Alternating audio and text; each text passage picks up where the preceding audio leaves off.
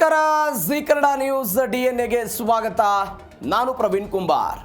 ಇವತ್ತಿನ G Kannada news ಡಿಎನ್ಎಯಲ್ಲಿ 5 ಸುದ್ದಿಗಳನ್ನು ನೋಡ್ತಾ ಹೋಗೋಣ. ಆ 5 ಸುದ್ದಿಗಳ ಪೈಕಿ ಮೊಟ್ಟ ಮೊದಲ ಸುದ್ದಿ ಇರಾನ್ನಿಂದ ಬರ್ತಾ ಇರುವಂತಹ ಬೆಳವಣಿಗೆ. ಅದು ಇರಾನ್ನ ಸರ್ವೋಚ್ಚ ನಾಯಕ ಮೋಸ್ತಫಾ ಖಮೇನಿ ಅವರ ಆರೋಗ್ಯಕ್ಕೆ ಸಂಬಂಧಪಟ್ಟಂತೆ ಹರಡ್ತಾ ಇರುವಂತಹ ಸುದ್ದಿಗಳು. ಯಾವ ಮೋಸ್ತಫಾ ಖಮೇನಿ ಇವತ್ತಿನ ತನಕವೂ ಕೂಡ ಸ್ಥಿರವಾಗಿದ್ದಾರೆ, ಅವರ ಆರೋಗ್ಯವೂ ಕೂಡ ಸ್ಥಿರವಾಗಿದೆ, ಅವರು ಮೃತಪಟ್ಟಿಲ್ಲ ಅಂತ ಇರಾನ್ ಹೇಳ್ತಾ ಇದೆ. ಆದರೆ ಇದಕ್ಕೆ ತದ್ವಿರುದ್ಧವಾಗಿ ಇಸ್ರೇಲ್ನ ಕೆಲ ಮಾಧ್ಯಮಗಳು ವರದಿ ಮಾಡ್ತಾ ಇರೋದು ಮೋಸ್ತಫಾ ಅಲಿ ಖಮೇನಿ ಅವರ ಆರೋಗ್ಯ ಸಂಪೂರ್ಣವಾಗಿ ಕುಸಿದು ಹೋಗ್ಬಿಟ್ಟಿದೆ, ಅವರು ಅತ್ಯಂತ ಗಂಭೀರ ಸ್ಥಿತಿಯಲ್ಲಿದ್ದಾರೆ, ಕೋಮಾ ಸ್ಥಿತಿಗೆ ಹೋಗ್ಬಿಟ್ಟಿದ್ದಾರೆ ಅಂತ ಇಸ್ರೇಲ್ನ ಅನೇಕ ಮಾಧ್ಯಮಗಳು ವರದಿ ಮಾಡ್ತಾ ಇರೋದು. ಈ ಎಲ್ಲದರ ಬೆಳವಣಿಗೆಯ ಭಾಗವಾಗಿ ನಾವು ನಿನ್ನೆ ಅಷ್ಟೇ ಒಂದು ಡಿಎನ್ಎಲ್ಲಿ ಸುದ್ದಿ ನೋಡಿದ್ವಿ. 12 ಸೆಕೆಂಡ್ಗಳ ಒಂದು ವಿಡಿಯೋವನ್ನು IRGCಯ ಅಂಡರ್ನಲ್ಲಿ ಬರುವಂತಹ ಒಂದು ಮಾಧ್ಯಮ ಸಂಸ್ಥೆ ಕೆಲವೊಂದಿಷ್ಟು ಧಾರ್ಮಿಕ ಗುರುಗಳ ಜೊತೆಗೆ ಕುಳಿತುಕೊಂಡು ಮಾತನಾಡ್ತಾ ಇರುವಂತಹ ಒಂದು ವಿಡಿಯೋವನ್ನು ಬಿಡುಗಡೆ ಮಾಡುವ ಪ್ರಯತ್ನ ಮಾಡಿತು.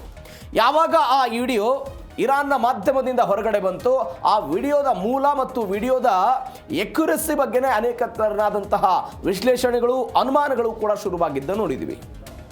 ಇವೆಲ್ಲದರ ನಡುವೆ ಇರಾನ್ ಅಧ್ಯಕ್ಷ ಮಸೂದ್ ಪೆಜಿಶ್ಕಿಯಾನ್ ಅವರು ರಹಸ್ಯವಾಗಿ ಮೋಸ್ತಫಾ ಅಲಿ ಖಮೇನಿ ಅವರನ್ನು ಭೇಟಿಯಾಗಿದ್ದರು ಅನ್ನುವಂತಹ ಒಂದು ಚರ್ಚೆ ಇದೀಗ ಸದ್ಯಕ್ಕೆ ಬರ್ತಾ ಇರೋದು. ನೀವು ನೋಡಿ, ನಾನು ನಿನ್ನೆ ಅನೇಕ ಉದಾಹರಣೆಗಳನ್ನು ಕೊಟ್ಟೆ. ಐತಿಹಾಸಿಕವಾಗಿ 2ನೇ ಮಹಾಯುದ್ಧದ ನಂತರ ಆದಂತಹ ಬೆಳವಣಿಗೆ, 1979ರ ಪೂರ್ವದಲ್ಲಿ ಇರಾನ್ನಲ್ಲಿ ಆದಂತಹ ಬೆಳವಣಿಗೆ, ಎಲ್ಲ ಸಮಯದಲ್ಲೂ ಕೂಡ ಉದಾಹರಣೆಗೆ ಇರಾನ್ ಸದ್ದಾಂ ಹುಸೇನ್ ಅವರ ಪುತ್ರ ಉದಯ್ ಹುಸೇನ್ ಇವರ ವಿಚಾರದಲ್ಲಿ ಆದಂತಹ ಆರೋಗ್ಯ ಮತ್ತು ಅವರ ವಿಚಾರದಲ್ಲಿ ಆದಂತಹ ಬದುಕಿಲ್ಲ ಎನ್ನುವಂತಹ ಸುದ್ದಿಗಳನ್ನು ಆಯಾ ದೇಶಗಳು ಹೇಗೆ ಮುಚ್ಚಿಡೋ ಪ್ರಯತ್ನವನ್ನು ಮಾಡಿದ್ರು ಅಥವಾ ಅವರ ಆರೋಗ್ಯ ರಹಸ್ಯದ ಬಗ್ಗೆ ಮುಚ್ಚಿಡೋ ಪ್ರಯತ್ನವನ್ನು ಮಾಡಿದ್ರಲ್ಲ, ಅದೇ ರೀತಿಯಾಗಿ ಇರಾನ್ ಮಾಡ್ತಾ ಇದೆ ಎನ್ನುವಂಥ ಚರ್ಚೆಗಳು ಸದ್ಯಕ್ಕೆ ಬರ್ತಾ ಇದೆ. ಹಾಗಾದರೆ ಏನಾಯಿತು ಮೋಸ್ತಫಾ ಅಲಿ ಖಮೇನಿ ಅವರ ಆರೋಗ್ಯದಲ್ಲಿ?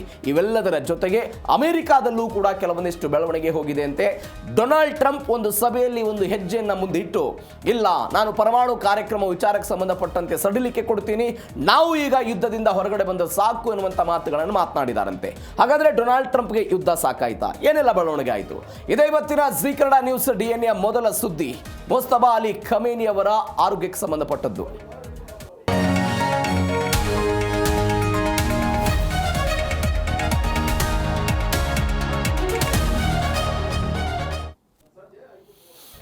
ಯಾವ ಇರಾನ್ನಲ್ಲಿ ರೆಜಿಮಿ ಚೇಂಜ್ ಮಾಡಬೇಕು, ಆಡಳಿತದ ದಿಕ್ಕನ್ನು ಬದಲಾವಣೆ ಮಾಡಬೇಕು ಅಂತ ಅಮೆರಿಕ ಮತ್ತು ಇಸ್ರೇಲ್ನವರು ಕೇಂದ್ರೀಕರಿಸಿಕೊಂಡು ಫೆಬ್ರವರಿ 28ನೇ ತಾರೀಕಿಗೆ ಇರಾನ್ ಮೇಲೆ ಜಂಟಿ ದಾಳಿಯನ್ನು ಮಾಡಿದ್ರಲ್ಲ, ಆ ದಾಳಿಯಲ್ಲಿ ಮೊದಲ ಹಂತದ ಲೀಡರ್ಶಿಪ್ ಅನ್ನು ಮುಗಿಸೋ ಪ್ರಯತ್ನ ಆಯಿತು.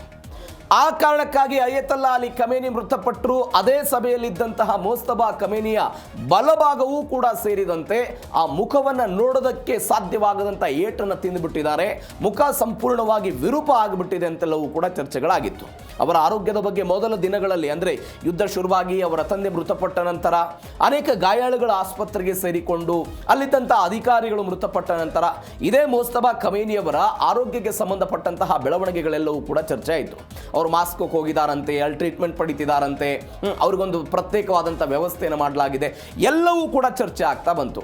ಎಲ್ಲ ಚರ್ಚೆಗೆ ಪುಷ್ಟಿ ಎನ್ನುವಂತೆ ಯುದ್ಧ ಶುರುವಾಗಿ ಇಷ್ಟು ದಿನಗಳಾಗಿ ಅವರ ತಂದೆಯ ಅಂತ್ಯಕ್ರಿಯೆ ಆದಾಗಲೂ ಕೂಡ ಮಗ ಮಾತ್ರ ಹೊರಗಡೆ ಬರಲಿಲ್ಲ, ಅಂತ್ಯಕ್ರಿಯೆಯಲ್ಲಿ ಭಾಗವಹಿಸಲಿಲ್ಲ.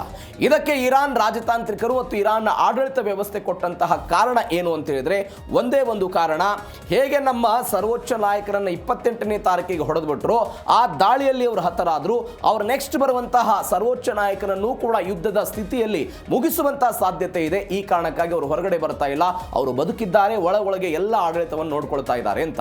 ಬಟ್ ಯಾವಾಗ ಇದೇ ಪೆಜಿಶ್ಕಿಯಾನ್ ರಹಸ್ಯವಾಗಿ ಗುಪ್ತವಾಗಿ ಒಂದು ಕಪ್ಪು ಕಾರಿನಲ್ಲಿ ಭೇಟಿಯಾಗಿ ಬಂದು ಅದರ ಬಗ್ಗೆ ಮಾತನಾಡೋದಕ್ಕೆ ಶುರು ಮಾಡಿದ್ರಲ್ಲ, ಆವಾಗ ಈ ದ್ವಂದ್ವಗಳು ಶುರುವಾಯಿತು, ಗೊಂದಲಗಳು ಶುರುವಾಯಿತು. ಹಾಗಾದರೆ ಬದುಕಿದಾರ ಮೋಸ್ತಫಾ ಖಮೇನಿ? ಏನಿದೆ ಅವರ ಹೆಲ್ತ್ ಅಪ್ಡೇಟ್?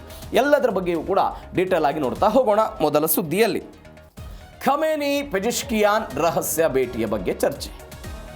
ಮೊನ್ನೆ ನಾವು ಇದ್ರ ಬಗ್ಗೆ ಸುದೀರ್ಘವಾಗಿ ನೋಡಿದ್ವಿ, ಹೆಂಗೆ ಭೇಟಿಯಾಯಿತು, ಏನಾಯಿತು ಅಂತ. ಈಗ ಮತ್ತೊಮ್ಮೆ ಸುಪ್ರೀಂ ಲೀಡರ್ ಆರೋಗ್ಯ ಗಂಭೀರ ವದಂತಿಯ ನಡುವೆ ಅಧ್ಯಕ್ಷರು ಮಹತ್ವವಾಗಿ ಭೇಟಿಯಾಗಿದ್ದಾರೆ ಎನ್ನುವಂಥ ಸುದ್ದಿ ಬರ್ತಾ ಇದೆ. ಮತ್ತೊಮ್ಮೆ ಭೇಟಿ ಮಾಡಿದ್ರ ಅಥವಾ ಈ ಹಿಂದಿನ ಭೇಟಿಯ ಅನ್ನುವಂಥದ್ದು ಸದ್ಯಕ್ಕೆ, ಯಾಕಂದರೆ ನೀವು ಮೊದಲ ಭೇಟಿಯ ನಂತರ ಪೆಜಿಶ್ಕಿಯಾನ್ ಅವರನ್ನು ನೋಡಿಕೊಳ್ಳುವಂಥ ಭದ್ರತಾ ವ್ಯವಸ್ಥೆಗೆ ಒಂದು ರಿಕ್ವೆಸ್ಟ್ ಮಾಡಿದ್ರಂತೆ IRGCಯ ಕಮಾಂಡರ್ಗಳಿಗೆ. ಇಲ್ಲ, ನಾನು ಇನ್ನೊಂದು ಸರಿ ಅವರನ್ನು ಭೇಟಿ ಆಗಬೇಕು, ಅವರ ಜೊತೆಗೆ ಮಾತುಕತೆ ನಡೆಸಬೇಕು ಅಂತ ಕೇಳ್ಕೊಂಡ್ರಂತೆ. ಇಲ್ಲ, ಒಂದು ಬಾರಿ ಮಾತ್ರ ಅವಕಾಶ, ಮತ್ತೊಮ್ಮೆ ನಿಮಗೆ ಅವಕಾಶ ಇಲ್ಲ ಅಂತ ಅವರನ್ನು ನಿರಾಕರಣೆ ಮಾಡಿ ಅಲ್ಲಿಂದ ಕಳಿಸುವಂತಹ ಪ್ರಯತ್ನಗಳು ಮೊದಲ ಹಂತದಲ್ಲೇ ಆಗಿತ್ತು. ಒನ್ಸ್ ಅಗೇನ್ ಇದೀಗ ಸೇನಾ ಪರಿಸ್ಥಿತಿ, ಆರ್ಥಿಕ ಒತ್ತಡ, ಜನರ ಅಗತ್ಯತೆಗಳ ಬಗ್ಗೆ ಗಂಟೆಗಳ ಕಾಲ ಚರ್ಚೆ ಮಾಡಿದ್ದಾರೆ ಅಂತ ಸದ್ಯಕ್ಕೆ ಬರ್ತಾ ಇರುವಂತಹ ಅಪ್ಡೇಟ್. ಮೊನ್ನೆ ಆಗಿರುವಂತಹ ಚರ್ಚೆಯಾಗಿ ಎಷ್ಟಾಗಿತ್ತು? ಕೇವಲ ಕೆಲವು ನಿಮಿಷಗಳ ಕಾಲ ಹ್ಯಾಂಡ್ಶೇಕ್ ಮಾಡೋದಕ್ಕೂ ಕೂಡ ಸಾಧ್ಯವಾಗದಂತೆ ಕೇವಲ ಮಾತಿನ ಮೂಲಕ ಅವರ ಧ್ವನಿ ಪ್ರಸರಣದ ಮುಖಾಂತರ ಈ ಮಾತುಕತೆಗಳಾಗಿದೆ. ಅವರನ್ನು ನೋಡೋದಕ್ಕೂ ಕೂಡ ಸಾಧ್ಯ ಆಗಲಿಲ್ಲ. ಆ ಸಮಯದಲ್ಲೂ ಕೂಡ ಅವರನ್ನು ನಾನು ಮಾತನಾಡಿಸಿ ಬಂದೆ, ಕೇವಲ ಅವ್ರ ಧ್ವನಿ ಮಾತ್ರ ಕೇಳಿಸ್ತು ಅಂತ ಇದೇ ಪೆಜಿಶ್ಕಿಯನ್ ಹೇಳಿದ್ರು. ಇದೀಗ ಎರಡನೇ ಭೇಟಿಯ ಸಮಯದಲ್ಲಿ ಗಂಟೆಗಟ್ಟಲೆ ಇಡೀ ದೇಶದ ಪರಿಸ್ಥಿತಿ ಅವಲೋಕನ ಆಗಿದೆ ಅಂತೆ, ಸೈನಿಕರ ಅವಲೋಕನ ಆಗಿದೆ ಅಂತೆ, ಆರ್ಥಿಕ ಒತ್ತಡದ ಪರಿಸ್ಥಿತಿಗಳೇನಾಗಿದೆ, ಇರಾನ್ ಜನರ ಅಗತ್ಯತೆಗಳೇನಿದೆ, ಎಲ್ಲದರ ಬಗ್ಗೆಯೂ ಕೂಡ ಈ ಭೇಟಿಯಲ್ಲಿ ಸಾಧ್ಯ ಆಗಿದೆ ಅಂತ ಅವರು ಹೇಳ್ಕೊಳ್ಳೋ ಪ್ರಯತ್ನವನ್ನು ಮಾಡ್ತಾ ಇದ್ದಾರೆ. ಬಟ್ ಮೆಹರ್ ನ್ಯೂಸ್ನಿಂದ ವಿಡಿಯೋ ಬಿಡುಗಡೆ ಆಗಿದೆ. ಆದರೆ ಆ ವಿಡಿಯೋದಲ್ಲಿ ದಿನಾಂಕ ಮಾಯ ಆಗಿರೋದು. ನಾನು ನಿನ್ನೆ ಹೇಳಿದೆ ಈ ಮೆಹರ್ ನ್ಯೂಸ್ ಅನ್ನುವಂಥ ಈ ಸಂಸ್ಥೆಯ ಬಗ್ಗೆ. ಈ ಮೆಹರ್ ನ್ಯೂಸ್ ಅನ್ನುವಂಥದ್ದು ಏಕಕಾಲಕ್ಕೆ IRGCಯ ಅಂಡರಲ್ಲಿ ಬರುವಂತಹ ವ್ಯವಸ್ಥೆ ಇದು. ಅದರ ಅಂಡರ್ನಲ್ಲಿ ಕೆಲಸವನ್ನು ಮಾಡುತ್ತೆ. ನಾನು ನಿನ್ನೆ ಒಂದು ಉದಾಹರಣೆ ಕೊಡೋ ಪ್ರಯತ್ನವನ್ನು ಮಾಡಿದೆ ನಿಮಗೆ. ನೀವು ಹಿಟ್ಲರ್ನ ವಿಚಾರಕ್ಕೆ ಹೋದಾಗಲೂ ಕೂಡ ಅದೇ ಉದಾಹರಣೆ. ಹಿಟ್ಲರ್ ಆಡಳಿತದ ಸಮಯದಲ್ಲಿ ಆ ವ್ಯಕ್ತಿಗೆ ಪಾರ್ಶ್ವವಾಯು ಆದಂತಹ ಸಮಯದಲ್ಲೂ ಕೂಡ ಅದನ್ನು ಯಾವ ಮಾಧ್ಯಮಗಳು ಕೂಡ, ಹಿಟ್ಲರ್ನ ಆಡಳಿತ ವ್ಯವಸ್ಥೆಯಲ್ಲಿದ್ದಂಥ ಮಾಧ್ಯಮಗಳು ಕೂಡ ಜನರಿಗೆ ತೋರಿಸೋ ಪ್ರಯತ್ನವನ್ನು ಮಾಡಿರಲಿಲ್ಲ. ಅದನ್ನು ರಹಸ್ಯವಾಗಿ ಇಡೋ ಪ್ರಯತ್ನವನ್ನು ಮಾಡಿದ್ರು. ಒನ್ಸ್ ಅಗೇನ್ ಅದನ್ನೇ ತೋರಿಸೋ ಪ್ರಯತ್ನ. ಆ ವ್ಯಕ್ತಿಯ ಎಡಗೈಗೆ ನೀವು ಪಾರ್ಶ್ವವಾಯು ಆದಾಗಲೂ ಕೂಡ ಆ ಎಡಗೈ ಸರಿ ಇದೆ ಎನ್ನುವಂಥ ಮೆಸೇಜನ್ನು ಕೊಡೋ ಪ್ರಯತ್ನವನ್ನು ಮಾಡಿದರು. ಒನ್ಸ್ ಅಗೇನ್ ನಿನ್ನೆ ಮೆಹರ್ ನ್ಯೂಸ್ನಿಂದ ಬಂದಂತಹ ಆ ವಿಡಿಯೋ ಏನಿದೆ, ಆ ವೈರಲ್ ಆದಂತಹ ವಿಡಿಯೋದಲ್ಲೂ ಕೂಡ ಈ ವ್ಯಕ್ತಿಯ ಬಲಭಾಗವನ್ನು ತೋರಿಸದೇ ಇದ್ದಿದ್ದನ್ನು ನಾವೆಲ್ಲ ನೋಡ್ತಾ ಇದ್ದೀವಿ. ಹೀಗಾಗಿ ಅದೊಂದು ಬೆಳವಣಿಗೆ ಆಗಿದೆ. ಇಸ್ರೇಲಿ ಮಾಧ್ಯಮಗಳ ವರದಿಗೆ ತಿರುಗೇಟ್ ಕೊಡೋದಕ್ಕೆ ನಡೆಸಿದಂತಹ ತಂತ್ರನ ಇದು ಅನ್ನುವಂಥ ಪ್ರಶ್ನೆ. ನಾನು ನಿನ್ನೆ ಇದಕ್ಕೊಂದು ಎಕ್ಸಾಂಪಲ್ ಕೊಟ್ಬಿಟ್ಟೆ. ಯಾವ ಇರಾನ್ ನೆತನ್ಯಾಹು ಅವರ ಬದುಕಿನ ಬಗ್ಗೆ, ಅವರ ಅಸ್ತಿತ್ವದ ಬಗ್ಗೆ 28ರ ಯುದ್ಧ ಆದ ನಂತರ, ಅಂದರೆ ಫೆಬ್ರವರಿ 28ರ ದಾಳಿ ಆದ ನಂತರ ಅನುಮಾನವನ್ನು ವ್ಯಕ್ತಪಡಿಸಿತ್ತು. ಆ ಅನುಮಾನಕ್ಕೆ ಉತ್ತರ ಎನ್ನುವಂತೆ ಬೆಂಜಮಿನ್ ನೆತನ್ಯಾಹು ಜೆರುಸಲೆಂನ ಒಂದು ಬೆಟ್ಟಕ್ಕೆ ಹೋಗಿ ಆ ಬೆಟ್ಟದಲ್ಲಿ ಒಂದು ಕಾಫಿ ಸೆಂಟರು, ಆ ಕಾಫಿ ಸೆಂಟರ್ನಲ್ಲಿ ನನಗೆ ಕಾಫಿ ಬೇಕು ಅಂತ ತೆಗೆದುಕೊಂಡಿದ್ದು, ಅದಾದ ನಂತರ ಅವರ ಜೊತೆಗೆ ಬಂದಂತಹ ಅವರ ಸ್ನೇಹಿತರ ಜೊತೆಗೆ ಹಾಸ್ಯಾತ್ಮಕ ರೀತಿಯಲ್ಲಿ ಮಾತನಾಡಿದ್ದು, ಅವೆಲ್ಲವನ್ನು ವಿಡಿಯೋ ಮಾಡಿ ಜಗತ್ತಿಗೆ ಒಂದು ಸಂದೇಶ ಕೊಡೋ ಪ್ರಯತ್ನವನ್ನು ಮಾಡಿದ್ರು. ಇಲ್ಲ, ನಾನು ದಾಳಿಯಲ್ಲಿ ಮೃತಪಟ್ಟಿಲ್ಲ, ಅದರ ಬದಲಾಗಿ ನಾನು ಬದುಕಿದ್ದೇನೆ ಅಂತ. ಇದಕ್ಕೆ ತದ್ವಿರುದ್ಧವಾಗಿ, ಆದರೆ ಒಂದು ವ್ಯತ್ಯಾಸ ಅಷ್ಟೇ ಇದೆ. ನಾನು ನಿನ್ನೆ ಇದನ್ನು ಉಲ್ಲೇಖ ಮಾಡಿದೆ. ಬೆಂಜಮಿನ್ ನೆತನ್ಯಾಹು ಅವರ ವಿಡಿಯೋ ಬಿಡುಗಡೆ ಆದಾಗಲೂ ಕೂಡ ಆ ವಿಡಿಯೋ ಬಿಡುಗಡೆ ಆದ ನಂತರ ಒಂದು ಫ್ಯಾಕ್ಟ್ ಚೆಕ್ ಆಗಿತ್ತು. ಇದು ನೈಜ ವಿಡಿಯೋನಾ ಅಥವಾ ತದ್ರೂಪಿ ವಿಡಿಯೋನಾ, AI ಬಳಕೆ ಮಾಡಿಕೊಂಡು ಈ ವಿಡಿಯೋನ ಸೃಷ್ಟಿ ಮಾಡಲಾಗಿದೆಯಾ, ಈ ಪ್ರಶ್ನೆಗಳು ಬಂದಿತ್ತು. ಅದಕ್ಕೆ 2 ಎಕ್ಸಾಂಪಲ್. ಒಂದು ಉಂಗರದ ಬಗ್ಗೆಯೂ ಕೂಡ ವ್ಯತ್ಯಾಸ ಆಗಿದ್ದ ನೋಡಿದ್ವಿ. ಅವರ ಕೈಯಲ್ಲಿ 6 ಬೆರಳುಗಳು ಇತ್ತು ಅನ್ನೋದ್ರ ಬಗ್ಗೆಯೂ ಕೂಡ ವ್ಯತ್ಯಾಸ ಆಗಿದ್ದ ನೋಡಿದ್ವಿ.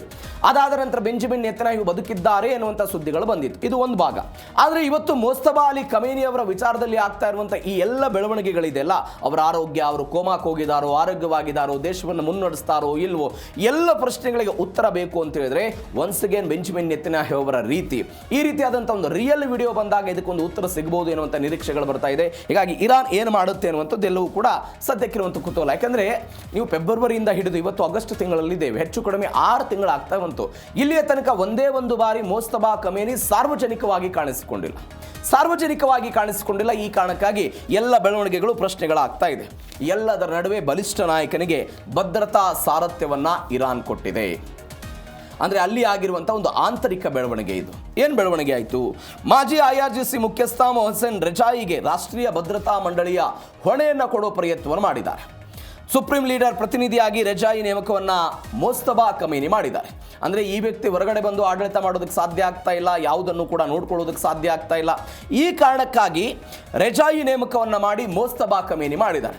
ಅಂದರೆ ಮುಸ್ತಫಾ ಖಮೇನಿ ಮಾಡಬೇಕಾದಂಥ ಎಲ್ಲ ಕೆಲಸಗಳನ್ನು ಕೂಡ ತಕ್ಕ ಮಟ್ಟಿಗೆ ಅವರು ನಿರ್ವಹಣೆ ಮಾಡುವಂಥ ಹುದ್ದೆ ಇದು. ಈ ಹುದ್ದೆಯನ್ನು ಅವರಿಗೆ ಕೊಡೋ ಪ್ರಯತ್ನವನ್ನು ಮಾಡಿದರು. ಪರಮಾಣು ಬಾಂಬ್ಗಿಂತ ಹಾರ್ಮುಜ್ ಜಲಸಂಧಿಯೇ ನಮಗೆ ಮುಖ್ಯ ಅಂತ ರೆಜಾಯಿ ಕೊಟ್ಟಂಥ ಹೇಳಿಕೆ. ಯಾಕೆ? ಆರ್ಥಿಕತೆ ಅಸ್ತಿತ್ವದ ಪ್ರಶ್ನೆ ಇದೆ.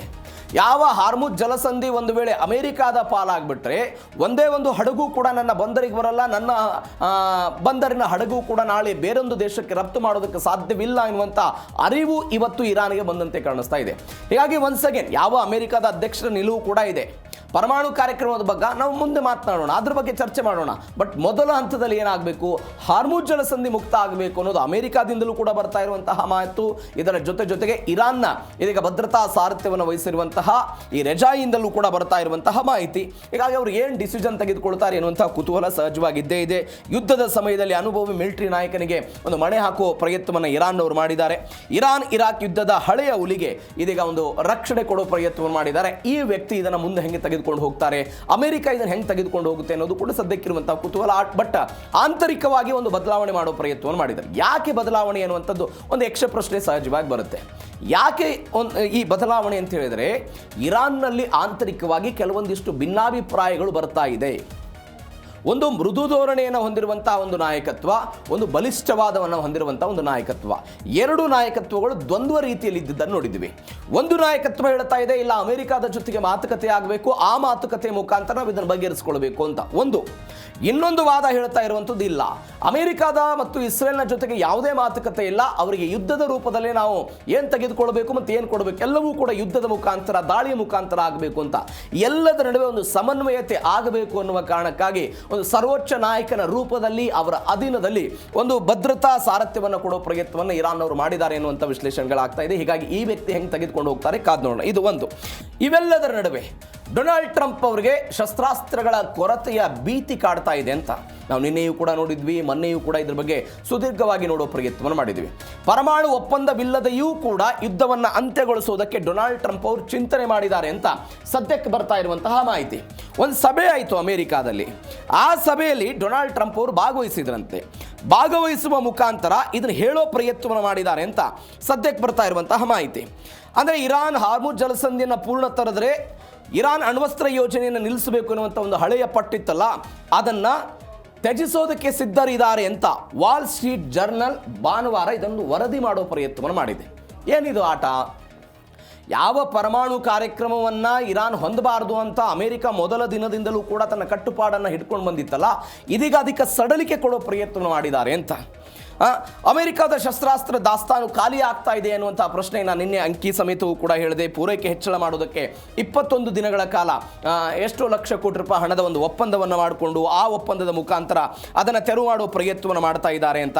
ಈ ಹಿಂದೆಯೂ ಕೂಡ ನಾನು ನಿನ್ನೆ ಹೇಳಿದೆ, ಕೊರಿಯನ್ ಯುದ್ಧದ ಸಮಯದಲ್ಲೂ ಕೂಡ ಅಮೆರಿಕಕ್ಕೆ ಇಂಥದ್ದೊಂದು ಭೀಕರತರನಾದಂಥ ಶಸ್ತ್ರಾಸ್ತ್ರಗಳ ಕೊರತೆಯಾಗಿತ್ತು. ಯುದ್ಧದ ಮಧ್ಯಭಾಗದಲ್ಲಿ ಫಿರಂಗಿಗಳೇ ಕೈ ಕೊಟ್ಟು ಬಿಟ್ಟಿತ್ತು.